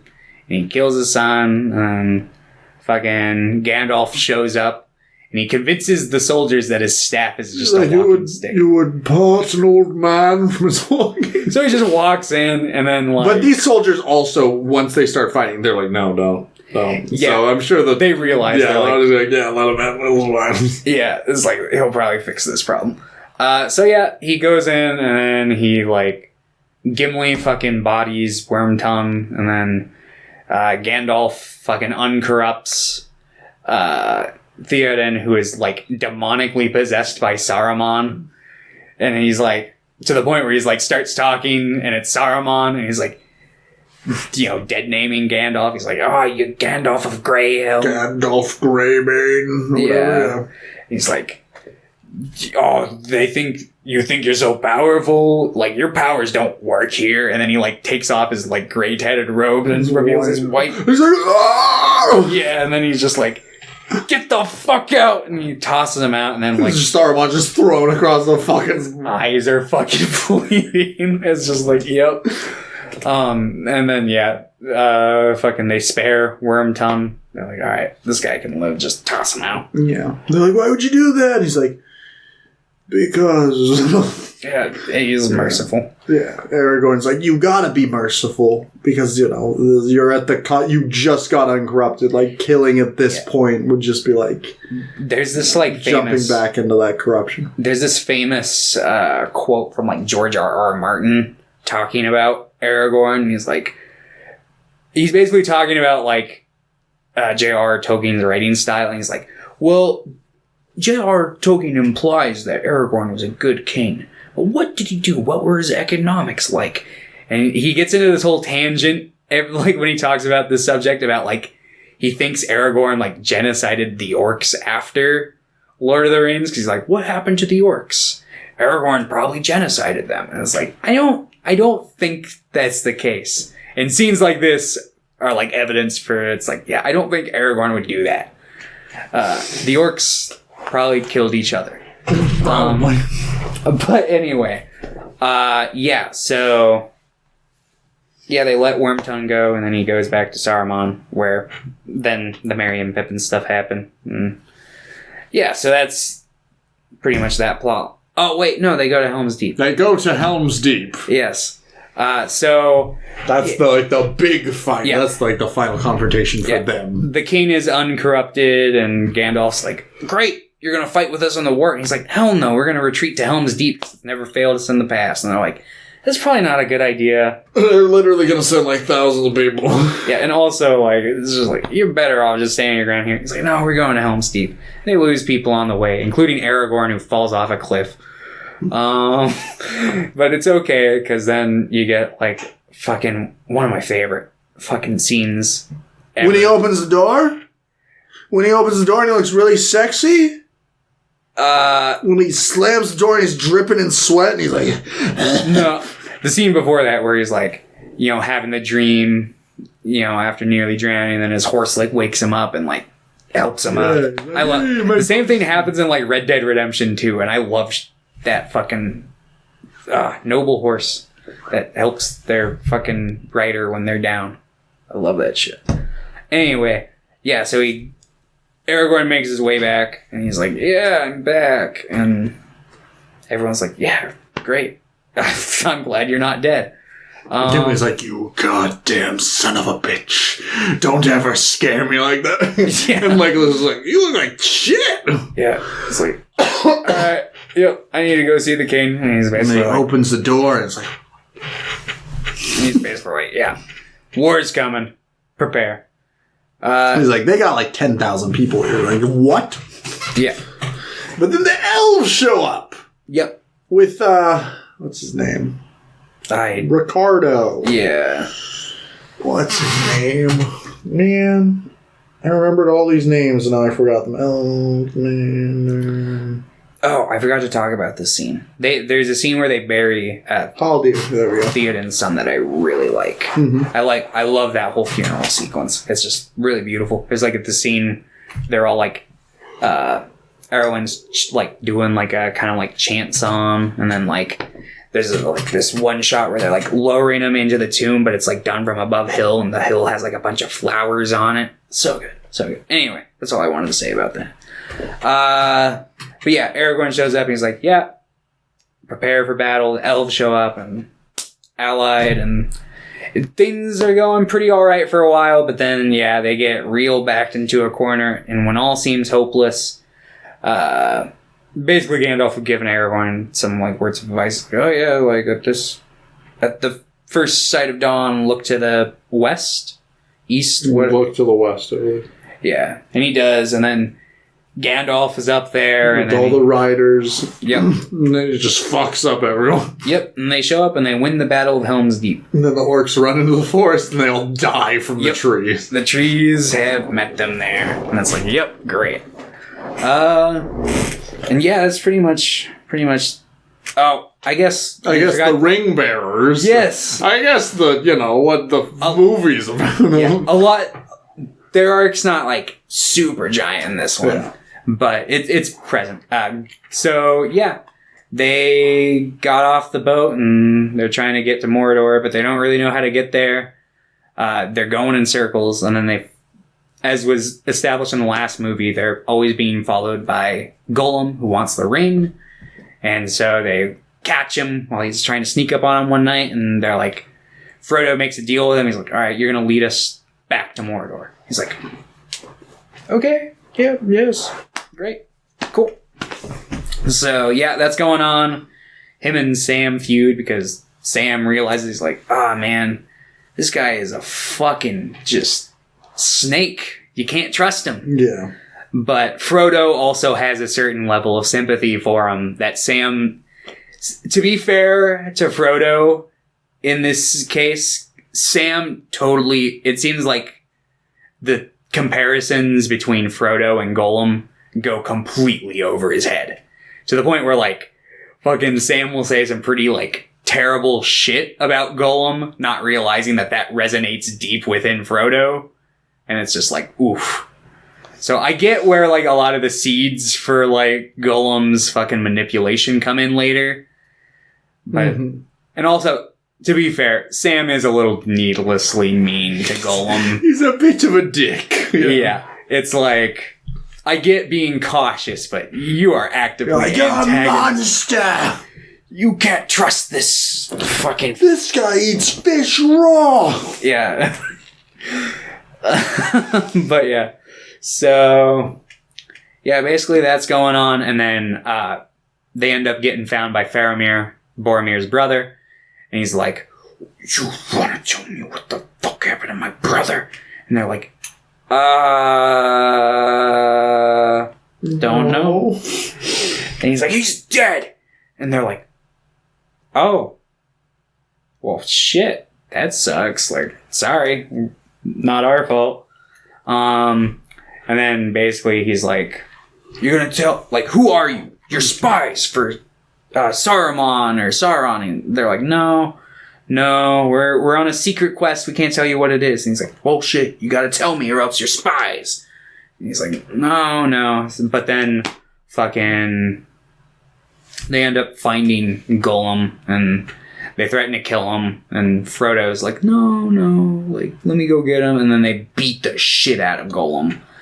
Interrogate the shit out of him, where they break him and make him back into his, like, fractured personalities again. It's just, oh god, that scene is so sad but so good when he's like in the corner and Faramir's just like there traumatized listening to him like argue with himself, and he's just like, my god, what have I done? Like, and yeah, then you get some insight into Faramir, and he's basically, you know, it's a stand by me kind of relationship where it's like, favored son dies, dick dad then like takes out the emotion and aggression of his like loss on the second born, who he views less favorably. And I really like the setup to this. And I guess I'll save it for Return of the King, because most of that happens in Return of the King. So anyway, but yeah, it seems like him and Boromir were pretty close, though. Yeah. Like, he never resented Boromir for being the favorite. And Boromir definitely tried to get his father to be nicer to him, but it just, his father's a dick. Literal villain. But they are dragged to Osgiliath, and they have to survive a fight there. Yeah, Reen Wraiths show up. Wow. Riding dragons this time. But Frodo says some stuff, and Faramir hears is like, I think I finally understand, and he realizes that he is obviously in the wrong, and he's like, yeah, you guys get out of here. I think he hears Sam's speech. Maybe. Yeah, Sam gives his, like, speech. I can't remember. It's like the famous speech, though. It's like, he's like, oh, things are good, you know, blah, blah, blah. Do things for people. Things are good, and all that is good is right in the world. Faramir's just over there crying. Like, oh my god, that's so beautiful. Things are good.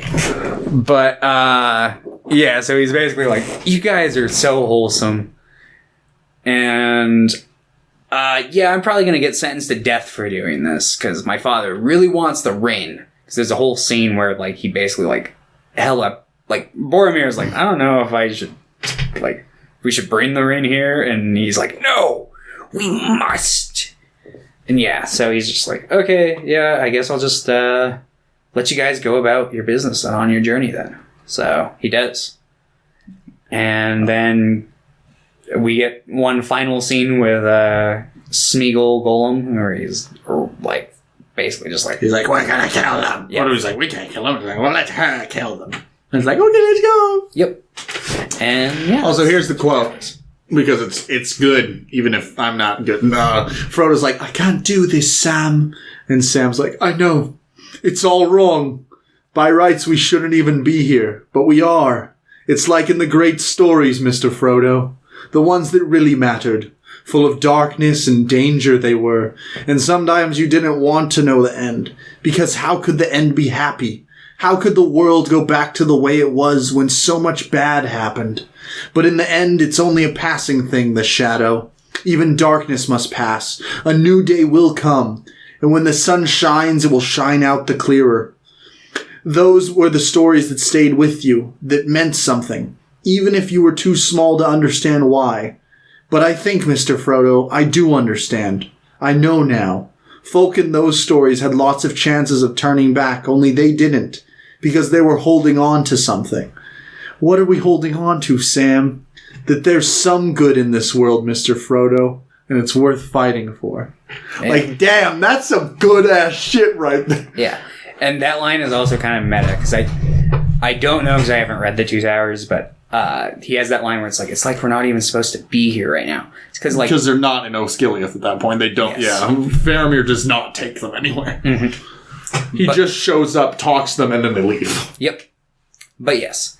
So yeah, that's The Two Towers. So is that just dialogue? Is that dialogue? Is that famous speech only in the movie? Or does he say it somewhere else? I haven't read The Two Towers book. Come on. I don't know. You're the read man. Kind of, not really. I read sometimes. Yeah, that's The Two Towers. It's fucking awesome. Yeah. It's great. Love it. Fantastic. I'm going to give it a 10. Yeah, I'm probably just going to give it all. Yeah.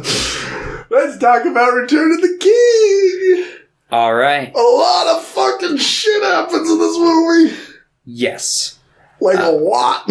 Yeah, so I guess let's just start off with some Frodo, Sam, the ring bearer stuff. Gollum frames Sam. Yeah, he's like, he's fat. Well, first, they go through a bunch of shit first. They climb up the stairs, and then halfway up the stairs, these stairs are so fucking scary. He's like, don't worry, there's a set of stairs. They get there. It's like, this is a ladder. This is just like a rock ladder, pretty much. Like the amount of steepness to these stairs. But probably like halfway up or so, they're sleeping, and Gollum like takes all the elven bread and throws it off and pours the crumbs on Sam. Yep. And then Frodo wakes up. And Sam wakes up, and they're like, there's no bread in here. And Gollum's like, oh, but look, it's on his cloak. And Sam's like, bread. I will fucking kill you. And just starts beating the shit out of Gollum. Yeah. But then Frodo's like, stop, Sam. Go home. And I'm like, you're going to send him home? He's in the middle of fucking Mordor. Like, what? And Sam... He's like, okay. He just starts sobbing. He just starts manically sobbing in the corner. And it's just like, yeah. Yeah. But he starts to leave, and then he finds the bread, and then he goes back. Yeah. I think he would have gone back whether he had found the bread or not. Maybe it would have taken like 10 extra minutes. Yeah. So Gollum leads Frodo on his little quest for a bit, and then they show up into Shelob's labyrinth. Yeah. Shelob being a giant fucking spider thing. Yeah, Gollum leads him there, and then... Yeah, he narrowly escapes, and then... He beats the shit out of Gollum, and then he's about to get out. He's literally like, I'm about to go up. And then he's like kind of sneaking around because he knows this is like, oh, this is an actual pathway. Like, I should make sure there's nobody around. Mm-hmm. And then Shelob shows up and stabs him with her goo. Real stealth, like literally just like a little... Boop, boop. He like turns around, he's like, oh, what?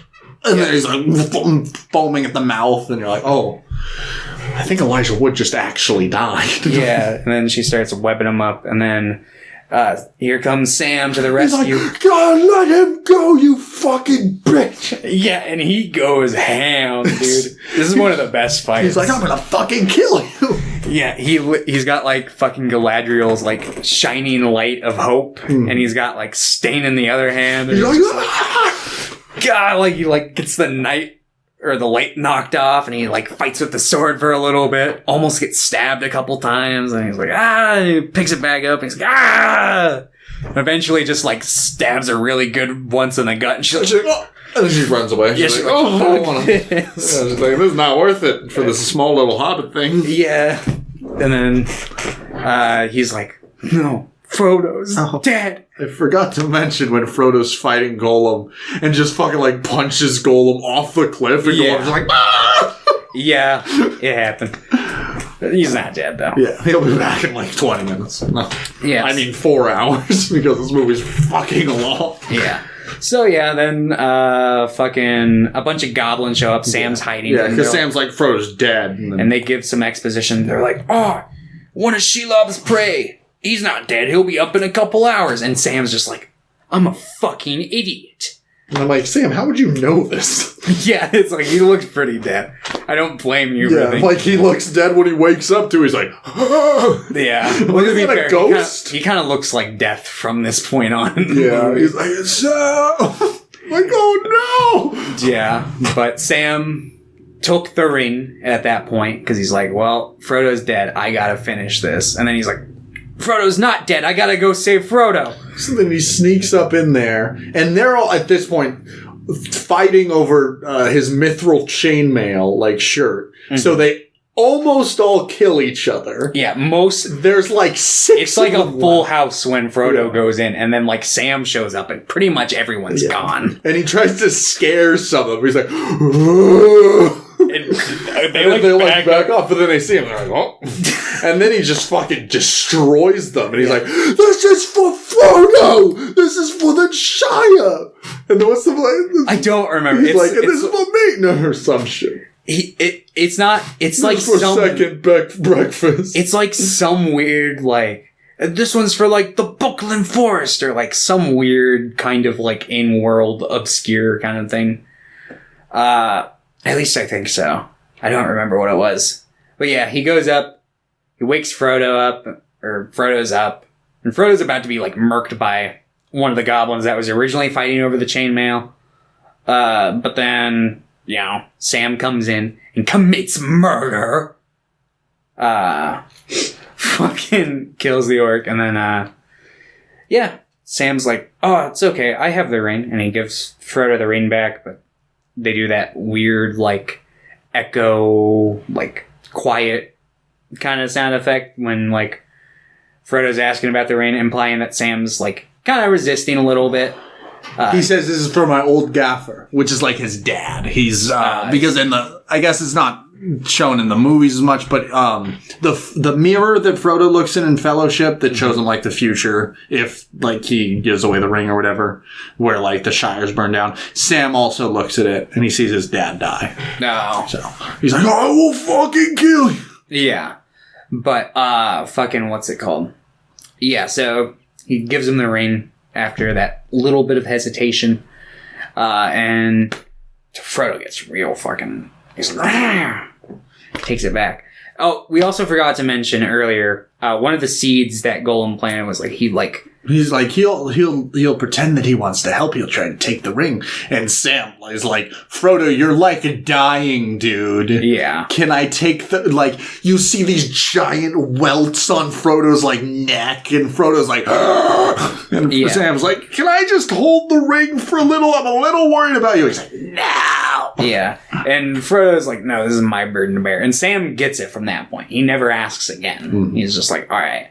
And to the point where, like, later on...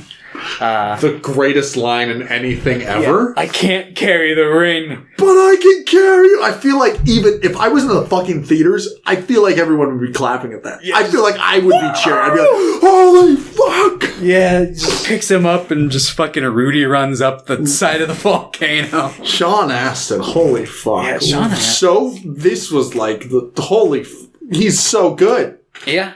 Holy shit. Not even English. Yeah. Literally. Oh, man. But, yeah, so I guess that's probably a good point to leave off on their story for now. And we can jump in. What could possibly happen with the rest of there's no... Well, we'll just jump in right when it becomes relevant. So the rest of the Fellowship meet up together again. Merry and Pippin are like, hey, we've been eating food. Because they find the storehouse in the extended and they found a bunch of weed. They just start smoking weed and eating a shit ton. And they're like, oh, so we're fucking fighting things and we show up and you're eating. And they're like, we just fucking destroyed Isengard. Yeah. So they try to bring Saruman down, but he starts bad-mouthing Rohan. And at this point, Wormtongue is like, this guy's kind of a dick, and, you know, maybe I shouldn't have betrayed everyone in my whole country. So he stabs Saruman, and Legolas shoots Wormtongue, and they both die. Saruman falls onto, like, a giant spiked, like, wheel thing? What's the one? gear. I don't know. Yeah, I'm not sure what the specific name of that like device is, but like yeah, it's just like a mill of some sort just going around with a bunch of spikes on it. But yeah, and then he drops his magical ball, and Pippin picks it up. For a second, he's like, "Oh, this is fancy," and Gandalf takes it. It's like, you better give that to me. And then later on, Pippin. This is pretty late, pretty soon after this. Yeah, they're taking a nap, and Pippin's like, "I'm gonna look at the orb again." Yeah, I like to think that maybe this was due to like a sort of ring level attraction and not. It seems like it is, like, from what I like, because as soon as he picks it up, like, originally, before Gandalf grabs it, he's like. Yeah, and he's like sweating, and before he like wakes up and just kind of like it doesn't, for me at least, it doesn't make sense that Pippin would, like, he is learning throughout this. I do like Pippin's character journey, and it doesn't feel like he immediately would go. Fellowship, he fucks everything up, but he's kind of like the saving grace in Two Towers. He's the one who like is the whole idea to go south and show Treebeard like what Isengard was happening over there. So I feel like he fucks up in this, but it's not necessarily all his fault. It's like more corruption. Then he like wants to make up for it. Mm-hmm. But yeah, basically like everyone's like, you fucked up bad this time. Yeah, because I mean not in the sense of like they're legitimately blaming him, but like no, like we're because Sauron sees him. He now thinks that he has the ring because there's a hobbit. We've been looking for a hobbit. I know where he is. Mm-hmm. And Gandalf's like, we got to get the fuck out of here. So thankfully, because like apparently like Sauron was just mind probing him too, asking him questions. Who are you? What's your name? Yeah, and like I guess he managed to like fuck you, Sauron. Yeah, basically not give leak any information about Sam and Frodo to him, which is like the big miracle. Yeah, that's when Gandalf's like, he's a fool, but he's an honest fool. He did nothing wrong. Yeah. Like, yeah, fuck yeah, Pippin. So yeah, basically they're like, yeah, you have to, you're going with Gandalf to fucking Minas Tirith? Minas Tirith. Yeah. Minas Tirith. Minas Tirith. Yeah, so, yeah, and like he's got this whole, like, because, like, him and Mary never been split up. So they're just, like... Split up. And Mary's like, I've known him since he was just, like, a baby. And I was the one that always got him in trouble. But... I always got him out of it. Yeah. And he's like, and now we're leaving. I don't know what to do. Yeah. And he's like, when will I see you again? He's like, I don't know. I fucking don't fucking I know. But, yeah. So he goes to Gondor with Gandalf. And from there, Gandalf's like, we gotta fucking go to war, dude. And Denethor, the steward's like, no, thank you. And he fucking... meanwhile, in Osgiliath, sorry. I always think of Osgiliath because I'm like, that sounds like a cooler name than Osgiliath. No. Faramir's like, we gotta get the fuck out of here. We're being overrun. So they do that. And Denethor's like, your brother wouldn't run away. I'm sending you back. And he's like, what? And you're like, your brother wasn't a failure. So... Faramir goes back and then is mortally wounded. Yeah, and this is where my big issue comes with him, because it's like I really like the build up in like the first part of this movie and like with what we get in the Two Towers, and it's like I really like his character, but then like all of his character conflict that had been like bubbling up, he goes into like he becomes Sleeping Beauty for like part of the movie, and when he wakes up, all of his conflict is gone. It's all resolved, and it's just like, well, that's not very satisfying. I think it's not very satisfying, but I actually really like it, and this is the reason. I like that, like, off screen, like, his dad dies. Like, he wakes up seeing his father, like, jump to his death or whatever. And I think it's really interesting because, like, because so much of this was living up to his father's expectations, wanting to please his father, and now... Like I don't think it's necessarily gone because now he can never do that. Mm-hmm. So I think it adds more to his character because it's like, and because now he doesn't have a father, and then he would, I guess, are stewards of Gondor? Are those hereditary as well? Is there like a line of stewards? I'm not entirely sure how that would work. But even then, it's like, and now Faramir doesn't have his job really, because if he was going to be, he's no longer like the next in line to steward or whatever he was going to do. Yeah. Because now Aragorn's now. So Faramir is an interesting character because now he's completely free to be his own person. I'd be totally fine with that route. my big problem with it, above all else, is the fact that we don't get a single goddamn word of From him afterwards? Yeah. He just wakes up, sees that, and then, like, literally the next time we see him, he's like... at the wedding or whatever. No, he's just, like, eyeing Erwin, like, yeah, I'm gonna get with her. Yeah, he's like, hey, well, fuck. Yeah, and that's it. And it's just like... No, I do, and that's one reason that I wish this movie was longer. Yeah, no, same. But I do like what they do with him, and I do like that not all the endings are perfect. Like, he will have to live with that and stuff. And I mean, not obviously Frodo's ending. Frodo's like, I'm going to live with trauma forever. Yeah. Yeah, so Pippin goes... Gandalf and Pippin are like, okay, the steward's not going to do anything, so we're going to go light these braziers just to, like, summon everyone. And when they go in, Gandalf's basically like, don't say anything. And Pippin's immediately like, I want to work for you. I'm sorry your son's dead. It's my fault. Yeah, well, he's also like, don't say anything. We can't let him know Boromir's dead. And they're walking in, Denethor's holding the horn of his son. And he's like, why is my son dead? And Gandalf's really like, oh. And Pippin's like, I'm so sorry, it was my fault. And he's like, let me serve you. And he's like, all right, you're going to sing me songs while I eat tomatoes. So yeah, basically, despite the fact that he won't go to war, Gandalf is like, fuck that, Gondor's going to war. So he has fucking Pippin go up and light off the signal fire, which basically, starts a chain reaction of all the signal fires being lit up, and then Aragorn, who's keeping an eye out, sees that the beacons have been lit, and he's like, all right. Let's fucking rock. And on the way, they're going, and they cross this, path, and Aragorn looks in and sees a ghost. He's like, oh my god, that's a ghost. But then Gimli's like, I'm hungry, let's go get some food. And then the ghost is gone, and Aragorn's like, god damn it. But then, yeah. I guess we haven't really explained the shit with Elrond and Arwen. There's so much to Lord of the Rings. I know. So she wants to be with Aragorn. They're in love, but if she stays with Aragorn, she can't go to the Undying Land. She'll turn human. Mm-hmm. And the elves are all going to leave soon because the magic is leaving Middle-earth, and Elrond wants her to go with him. And I think this is also added, if you remember, that Elrond had a twin brother who chose to be human, and he's dead. Yeah. So much to Lord of the Rings. There is. But yeah, so basically she kind of buys into, because he's like, imagine a future where you live and Aragorn dies and you have no one. And she's like, oh. So she's like, yeah, I guess I'll go to the west. And on the way there, she has a vision, and she's like, wait. I have a son. I'll have children. You piece of shit, you knew. And he's like, that only could happen. It's possible. She's like, yes, but it is possible. Yeah, he's like, I gotta go. The window of that being a possibility is getting ever smaller. And she's like, yeah, but it's still possible. So she's like, I need you to go fucking recreate that Isildur's blade. Yeah, the sword that originally killed Sauron. And then it's like, so reforge the sword.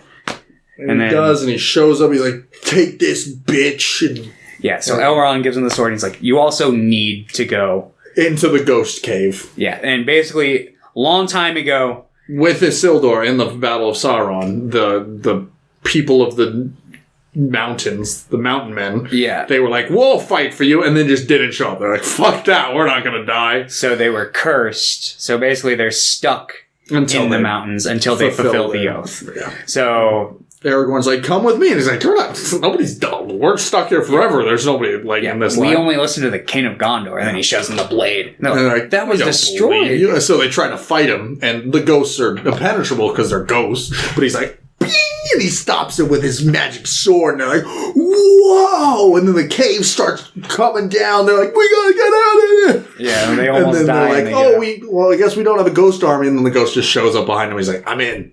Yeah, we'll do it. And then they immediately like, okay, go fight those boats. Yeah, they see like the enemy ships that they had been fearing this whole time, and they're like, yeah, okay, over there. So the fucking scene with Legolas, then Aragorn's like, okay, fire a warning shot, and Gimli's like, yeah, don't miss. And then he pushes the bow so he hits someone. Yeah. And Legolas just stares at Gimli. Fucking what's it called? Yeah, so yeah, then fucking Gandalf is back at fucking Gondor, and Pippin's like, oh fuck, the steward's gonna burn him and his son alive. I gotta go tell Gandalf. So he like breaks out down onto like the front lines of war where Gandalf is, because he's been leading the war efforts since the steward's not going to. And then he's like, yeah, the steward's... Faramir's about to be burned alive. And Gandalf's like, what? Get on. So he gets on his horse and they're going. And then, oh no, the Witch King shows up. This is in the extended cut, which is so funny because... the Witch King shows up and just blows up Gandalf's staff. Yeah. So in the regular version, he's one scene he has a staff, the next is like, where did the staff go? Yeah. But yeah, blows up his staff and lights his sword on fire, and he's just like, I'm gonna fucking end you. And then, oh no, Rohan has showed up. Yeah. And then he's like, I gotta deal with this. But you're just an old man now. Yeah. So he leaves, and he gets fucking killed by Eowyn? Is that her name? Yeah. With the most iconic line. That's such a, like... Because the whole movie builds him up. No man can kill him. Like, no mortal men cannot destroy him. And, like... little did we know that was all semantics. It was just like... Or all word games, because it's like... Yeah, because then he's like fighting and he says that in battle. He's like, no man can kill me. And she takes off her helmet. I am no man. And just stabs him in the fucking head. Yeah. He just crumples. Yeah, and Mary helped too. He like slashed his leg. Yeah, and he immediately was like, oh, fuck me. Yeah, so a hobbit and a woman killed the Witch King. And it's like, fucking sick. Like, that is... And that line, like, that line's from the book, I assume, because it's also in the animated version, but it just does. He's like, in the animated version, it's so funny, because it's like, no man can kill me, and she's like, actually, sir, I'm not a man, I'm a woman. Like, she literally the way that it's said in the animated version is so fucking weird and silly, which is, like, works fine, but in this, it's like, actually, I was like, yeah, fuck you, yeah, go! Yeah. But yeah, so then she's pretty much fucked up for the rest of the movie. And then she's about to like get wrecked as well. She's like running away from that big like ogre man. But then Aragorn shows up and just like slashes his face up. Yeah. And she had been like tossing signals his way, and he had been kind of politely trying to like Yeah. Because she also was like she was into like Theoden's son. Mm-hmm. And I think they just kind of look alike, and I think she was just in mourning. Yeah. And she's like, wow, this guy's like perfect. And he is. Like, I'd also instantly probably fall in love with Aragorn. Yeah. But he's like, she's okay now. Yeah. Then she finds fucking... Theoden dies, by the way. He dies from the Witch King. Yeah, the Witch King. I'm gonna fucking kill this guy. The Witch King's dragon, or it's not a dragon. It's a Nazgul. Yeah. Comes up and just fucking bites his face off. Yeah. Tosses him and he has... And then she just shows up and is like, my Nazgul's hungry. And she just fucking immediately cuts off his fucking head. Yeah. Or I guess the Nazgul are the ring race. What are the fucking dragons called? I don't know. It's probably like a wyvern or whatever. Wyvern. I don't know how you pronounce it. Where it's like, they're kind of dragons, but they're not really dragons. Because like... They're fell beasts. That makes sense. Yeah. I knew that. I played the Lord of the Rings game. What am I doing? I do not know. London's dumb. Yeah. The Nazgul's, the ring race, the king, they have like 1,000 fucking names. Every Lord of the Rings game. Yes. Gandalf has like 100 names. Mm-hmm. But yeah, so fucking, what's it called? Yeah, so they win this battle, and then like, the ghosts are like, yo, let us free. You said Gimli's like, nah, we need to keep these. But Aragorn's not a dick. And he's like, no, I'm going to let them go. And it's like, even though they would be really handy in the next battle, he's a man of his word, so he's like, all right, I'll let you go. So they're like, yes, and then they just vanish into nothingness. Because they've literally just been chilling in a cave for like 2,000 years or whatever. Yeah. So yeah, and Gandalf's like, all right, we're fucked. He's like, not. Because, like, there's no way they can, like, make it to the end. Like, and Aragorn's like, what if we simply attack Minas Morgul, which is, like, the Black Gate. It's, like, the first big city right at the beginning of Mordor. They're like, what if we just fucking attack? They're like, if we concentrate all our efforts there, they can make it the final, like, stretch if they're there. Mm-hmm. And they're like, let's fucking do it. So they do. Yeah, and things are not going well. They behead the... I don't know this character's name. The Mouth of Sauron. His name's the Mouth of Sauron. Because he has just a mouth. Yeah, he's great. Love him. Yeah. He's evil, but I love him. He's like, hello. Yeah. How are you? We got your Hobbit's chainmail here. Yeah, making them all think that they had killed Frodo on the inside, and they're like, oh no. And everyone's like, I do not believe it. I cannot believe it. Yep. Because, like, throughout, like, the Two Towers and this one, there's a lot of ambiguity where they're like, we don't know what the fuck is going on. Earlier in this movie, though...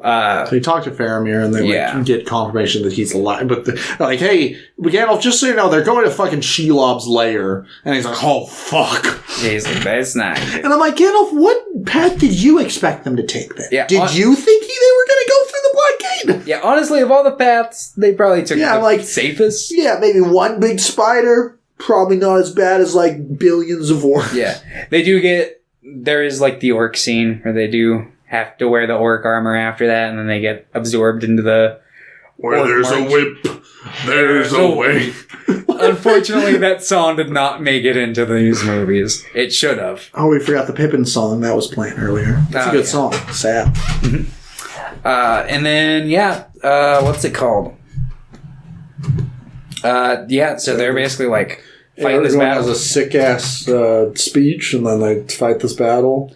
They all run in. Merry and Pippin are, like, the first ones. They're like, ah! And they immediately are just, like, run. Also, I forgot to say, but Merry fucks some people up in the earlier scene in, like, Minas Tirith. He's just killing people. Yeah, hobbits... A lot of these, they're fucking... They're doing it. Yeah, everyone's like, hobbits don't fight. But Merry's just fucking killing people. It's like Merry and Sam are fucking, like, top tier battle people. Like, they don't fuck around. I think in the books, I don't know because I haven't read the last book, but I'm pretty sure, like, they get back to the Shire and there's, like, a bunch of fucking orcs there. Yeah, they have to, like, win back their village. Which I understand not putting in the movie. Like, that's one I'm like, that seems kind of... I think it probably works in the book, but I feel like it would feel weird for the movie to end on that. Yeah, it'd probably be a little too much. It's like, but they just finished it. Mm-hmm. Yeah, but so everything seems hopeless. They're not doing very well in this battle, but bouncing back to the ring bearers, fucking Sam was like, I can't carry the ring, but I can carry you. And then Gollum tackles him, and then... Yeah, he just, like, starts carrying him up, and then Gollum starts fighting him. And him and Sam are fucking fighting, and then he gets rid of Gollum temporarily again, and then he's like, Where's Mr. Frodo? And he goes up and... Well, Frodo and Smeagol fight for a second first. Oh, yeah. And he's like... The Smeagol promised! And Smeagol lied. Yeah. And then Sam hits him with a rock and they fight. Yeah. And then the Smeagol once again gets pushed down into, like, nothingness. And you see Frodo's just bucking it. He's like, I'm going in. And what's really funny is I don't usually notice most of the VFX in this, but as he's running into the crack of doom or whatever, you see him, like, running, but it's very obvious that he's running in place and he's just, like, sliding. Oh. That reminds me, this happens in Two Towers. Or no, it happens in this one. This one's the one with Smeagol. Or not Smeagol. Fucking... Shelob. There's a scene where he's, like, in the spider's caves. Mm-hmm. And, like, it's meant to be a shot that I don't think they thought anyone would notice. But there's, like, a whole ass shot. It's kind of from a distance where Frodo turns around and it's a completely different actor. And I was like, it scared me. I got frightened. I was like, wait a minute. Like, what movie am I watching? I thought like his character had gotten like demonically possessed for a second. I was like, what's going on here? There are some and this obviously even more CG, just like so much. And like there are more noticeable scenes, but like it's not necessarily like never takes you out. Like when Shelob takes Frodo and immediately starts like making him, oh no, he's suddenly a CG cocoon of what? Yeah. But it's like it's fine. It happens. You know, it's fine. Like there is some really good stuff. Like I think the ring, like the Fel Beast look really fucking cool. Mm-hmm. Most of the stuff in this movie like looks really cool. Yeah, I'd say like 98% of it's really good, and then there's like 2% that's like okay. I think the Oliphants in general look incredible. I think Legolas jumping on the Oliphant looks a little goofy, but it's fun. That's like the only example I can think of throughout all of it where I'd be like, yeah, that's kind of bad CGI, but like most of it's pretty good. Yeah. I totally forgot about, there are two things in the Two Towers that I forgot to mention. There's a very funny line I really like that Legolas and Gimli have a lot of fun interactions, in my opinion, that we haven't talked about at all. Mm-hmm. But one of my favorites is during Helm's Deep. What?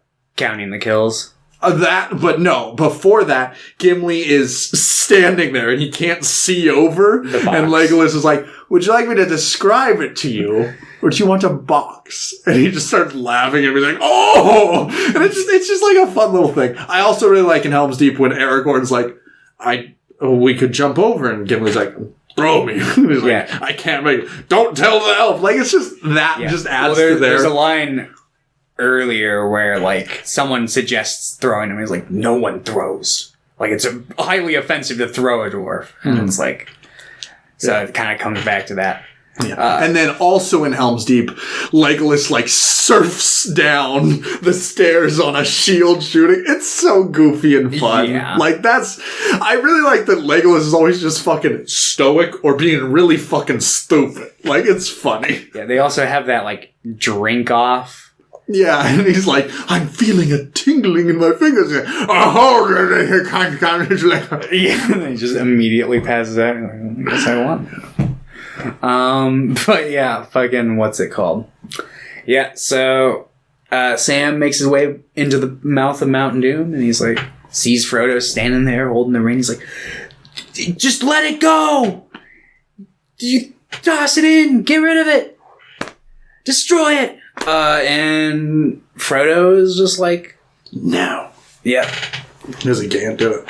And apparently J.R.R. Tolkien said that like there's no character in Middle-earth that could have done it. No. Yeah. Which, I mean, like, that's fair. And he's like, I don't think anyone besides Frodo could have made it this far either. Mm-hmm. Yeah, no. I watched, like, a whole video, like, months ago that was like, why fucking Frodo didn't fail? And I was just like, some guy kind of explaining more book. I guess you could say he failed, but no one could have succeeded. It was an unsucceedable mission. Yeah, I think that's a pretty shallow, surface level look at it.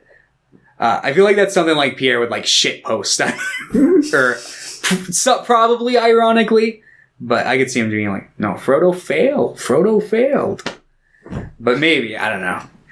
What is his stance on Frodo's whole thing? I don't know. I'll have to ask him about that. But yeah. But Gollum shows up and bites the ring off of Frodo, and then they have a fight, and they both fall off.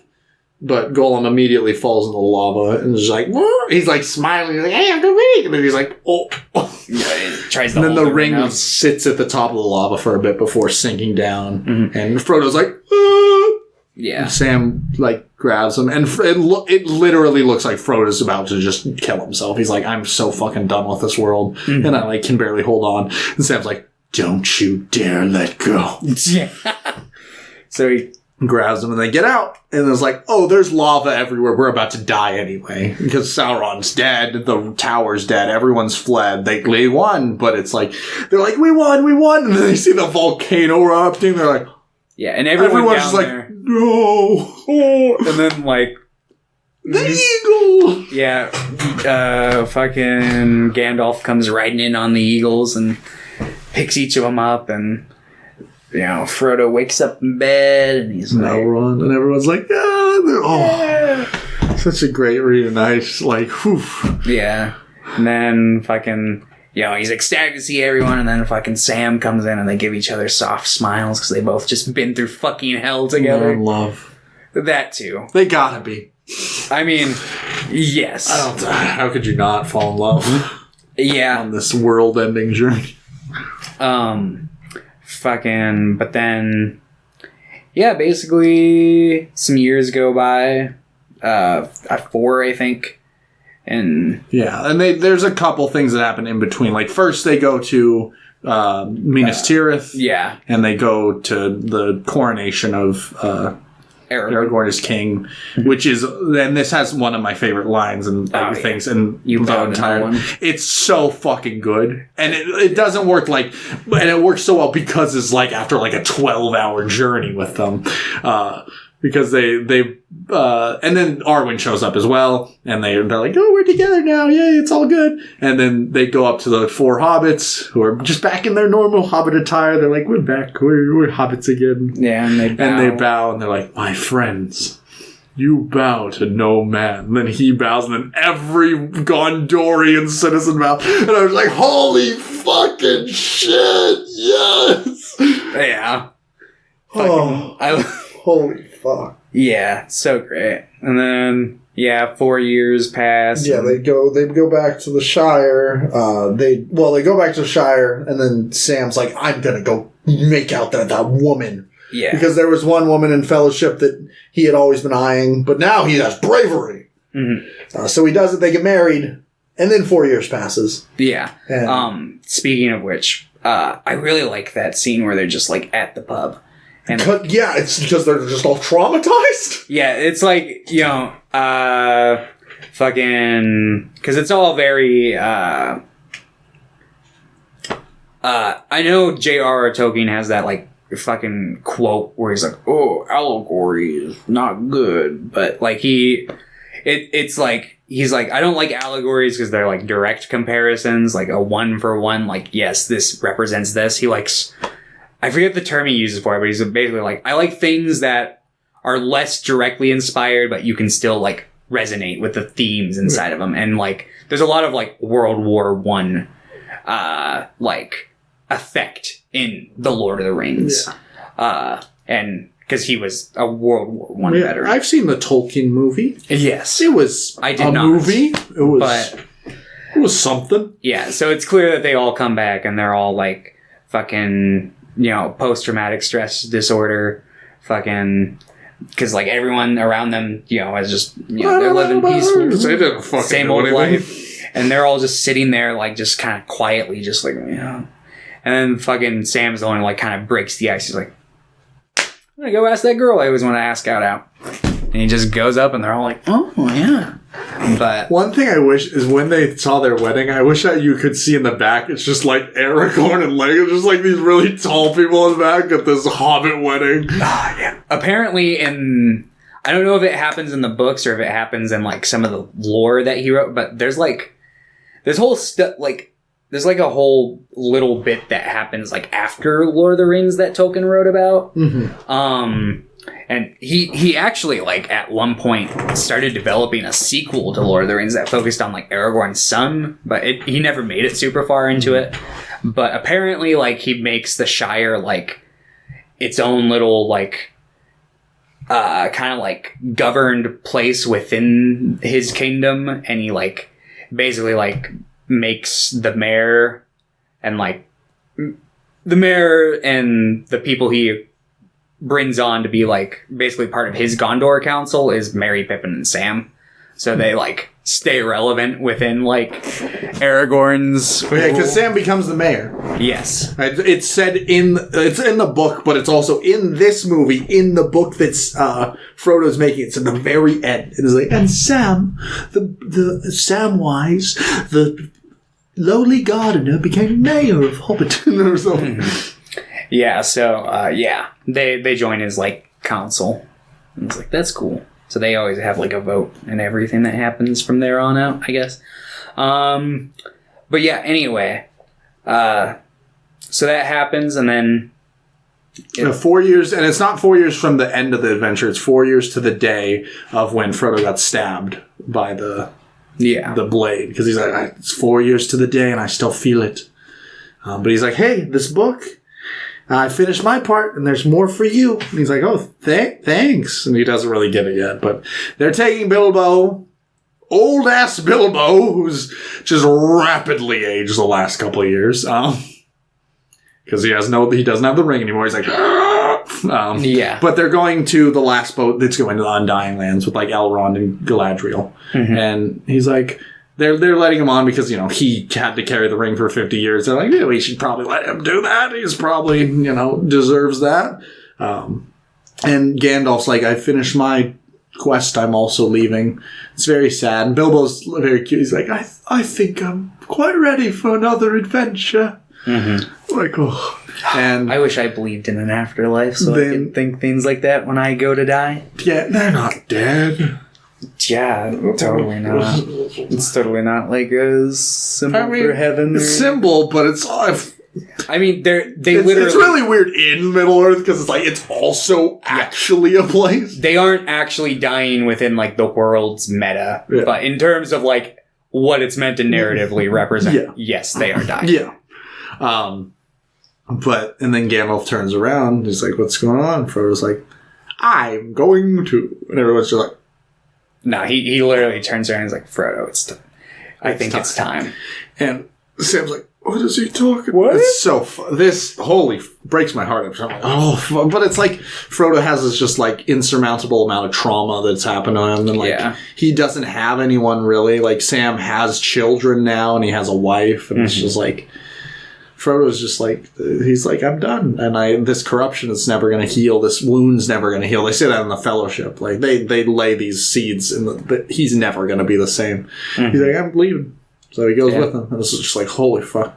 And then it cuts. That makes me sad when I think about, like, if you compare this to, like, the real world, like, thing. It's like, he's basically just committing, like, suicide at a young age. Yeah. And it's just like, oof. Yeah. And it's like, that happens a lot to like these youngsters. But he's the hero. I know people state that like Sam is the hero, and I think even like Tolkien said like, yeah, Sam is the hero, but it's like obviously not so clear cut like that. But at surface value, Frodo is the hero of Lord of the Rings. He's the main character. He's the one who bears the burden, Mm-hmm. So it's like, it makes you kind of sad that that's like just how it has to go, but it's how it is. Yeah. But yeah, fucking... And then the final scene is just Sam going home, seeing his children, hugging them, closing the door. And that's it. Yeah. And that's, this is my favorite one just because, like, I think it's like the perfect ending to the story. It's like really, really good. And it's like bittersweet, and it has so much going for it, and so many of the scenes are so fucking cool. Yeah.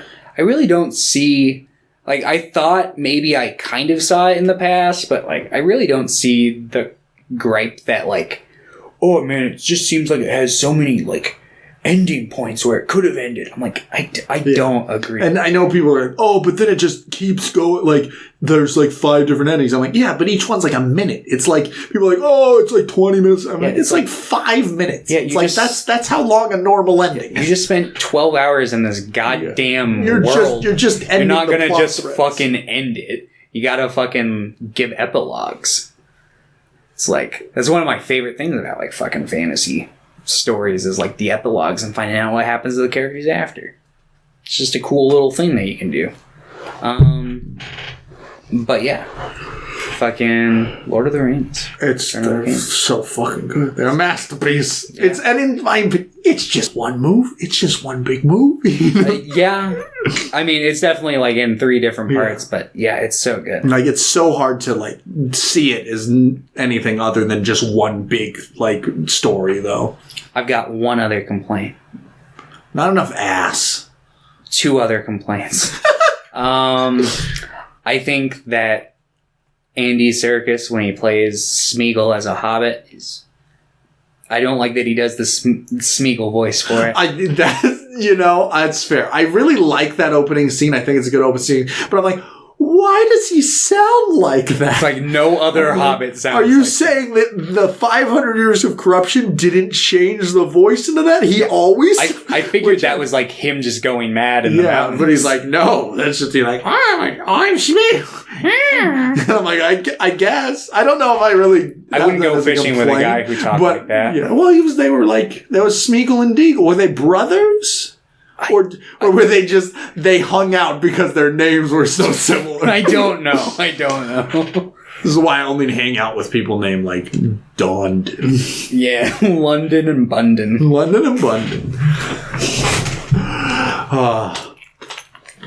But yeah, fucking Lord of... Yeah, they're so fucking good. Holy shit. And it's so much, this is one of those movies that I could talk about forever. Like, so many of these scenes. We don't do this most of the time anymore, but we were just talking about, like, it scene for scene because I wanted to talk about every fucking scene. Yeah, That's the thing. With, like, this one, they're so much fun to talk about. Yeah, I think that there's definitely merit to doing that. It's just, like... Yeah, it's fucking rough sometimes. Because it's like sometimes you'll just forget to mention stuff, but that allows you to like really get into the nitty gritties. Yeah. But yeah, fucking this is one that's like, yeah, it's just a masterpiece. Every scene is just like you can talk about something from each and every shot. Yeah, like it looks amazing. The movie looks great. It has like the backgrounds are always so fucking pretty. Mm-hmm. And, like, the lighting in this movie is really fucking good. Particularly in Return of the King. Yeah, like the scenes when, like... Oh, I fucking love the scene where Gandalf...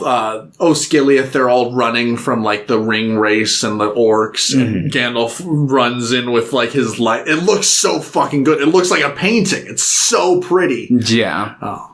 And, like, the visuals are great. I think the Oliphants look great. I think those big battles really, really work. Like, these big battles really feel grandiose, and they feel like they make sense on a battle, like, standpoint. And it's just like, holy shit! This movie was, like, probably such a burden to make, and there were so many times that these movies, like, could have failed, or somebody could have died, but people got lucky, and people were really determined to make this, and it's like, Viggo Mortensen was, like, almost died then, was like, yeah, fine. Let's keep going. Yeah. Fucking other injuries he sustained. He also, like, lost part of his tooth in one of the scenes. Like, he apparently also, like, hiked onto set every day, I heard. So Viggo Mortensen is also a weirdo, so that makes sense. Yeah. And then he went from this, and then he was in a hit movie Green Book. Yeah, I don't... He's in, like, Captain Fantastic. That movie's really good. Yeah. Fucking... he's so good in this, I'm willing to just, like, pretend the rest... He's done other good things. Yeah. But he's, like I said... He's in the reflective skin. The casting in this movie is incredible. I think every single person in this is, like, amazing. Yeah. No, like, I can't think of anyone else would ever want to see fucking cast. Yeah. It's so funny because Christopher Lee famously wanted to play Gandalf. Like, that's what he wanted to play. And he was, like, this huge Tolkien fan. He knew all this shit. And I'd just like to imagine that Peter Jackson was like, I'm sorry, you just look evil. But maybe Saruman, because, like, Christopher Lee was famous for playing evil people. He played Dracula. He played all these he played Frankenstein. Yeah. Still would have been an honor. Hell, even playing, like, an orc or something would have been an honor. I've got one other complaint about these movies. What? That, but I don't like their goblin designs. I think they're too similar to the orcs. I really like the designs of them, but I get it. Which is a shame because I love the Uruk-hai design. I love the orc design. They look fucking sick. And the prosthetics in this movie look great. Like the makeup, the prosthetics, they all look great. I do think that the goblins I think they're still good designs. I think they're the same stuff, like good prosthetics, good makeup. But I get it. I do think they look pretty similar. Yeah, they're not in a whole lot, so it doesn't really matter that much. But yeah, just one of the things. How does it feel knowing that we just watched one of the best trilogies ever made? And now we get to watch The Hobbit. I don't think it's like the worst trilogy. No, not even close, but it's just like it's gonna be a dip. compared to the Lord of the Rings, it might as well be. And it's one of the ones that's like, it just gets worse each movie too. At least from what I remember. Like, I remember genuinely enjoying the first movie. I remember thinking the second movie was fine, and I remember thinking the third movie was a mess. And I feel like that's probably gonna be my same reaction. Yeah, probably. I am very excited for the barrel riding scene, though. I remember that scene being really fucking stupid. Yeah. And it's like FOV, like... I'm excited for, the thing. The thing? Legolas doing the parkour. Yeah! Peter loves that scene. The thing... The romance. The show and tell I'm gonna bring for the next episode. I told you about it before. Denny's. Don't remember. Oh, fuck yeah, dude! Yeah. All right. Well, thank you, everyone, for listening to our podcast. We appreciate you, and we hope you have a wonderful day. Yep. We'll see you next week.